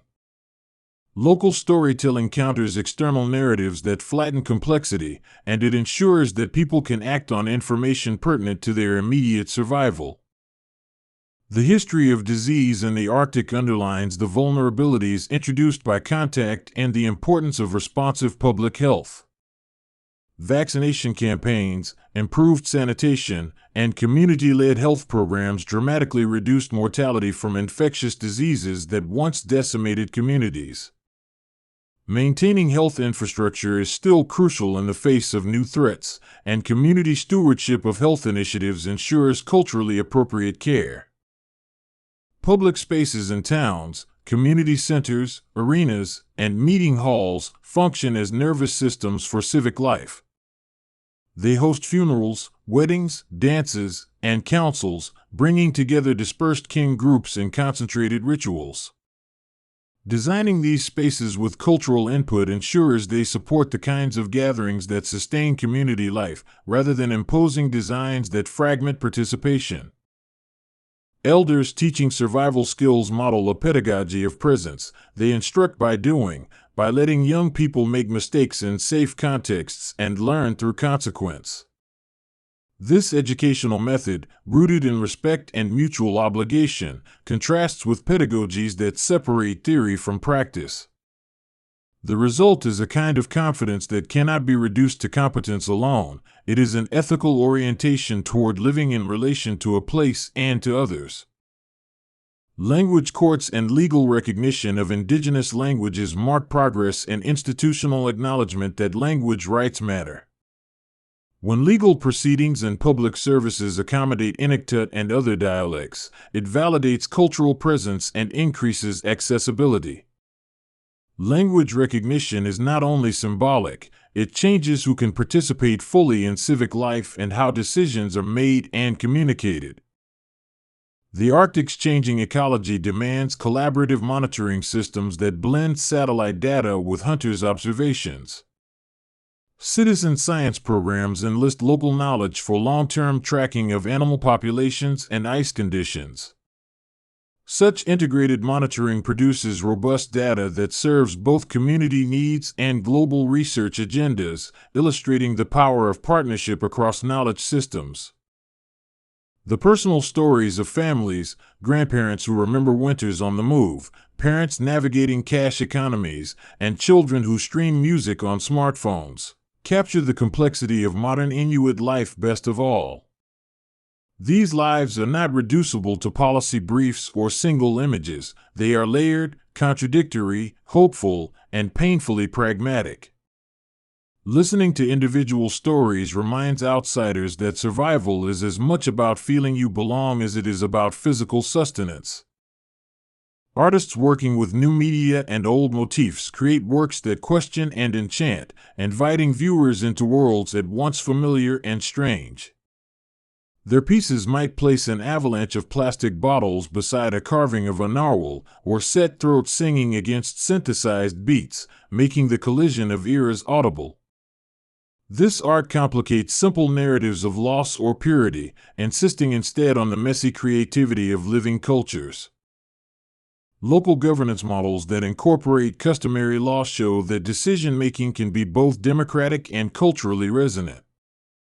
Councils that consult elders, shape hunting regulations, and manage disputes model a governance that is responsive to place and history. This blending of modern institutions and traditional practices demonstrates how sovereignty can be exercised in ways that are practical and culturally sustaining. Long-term psychological resilience in communities often correlates with strong cultural economies, stable governance, and opportunities for meaningful work. When people have avenues to practice their skills, to teach children, and to partake in decision-making, communities thrive.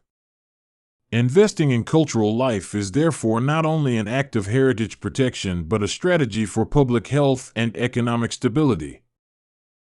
The experience of Inuit in the modern age is a study in adaptation and endurance. It is the story of people who read the world in ways born of centuries of attentive living, who now apply that sensitivity to a planet that is changing at a bewildering pace. Survival today means blending old knowledge with new tools, asserting rights while building economies, healing while remembering. It means insisting that identity is not a relic to be displayed, but a living practice that guides how communities choose to live and who they will become.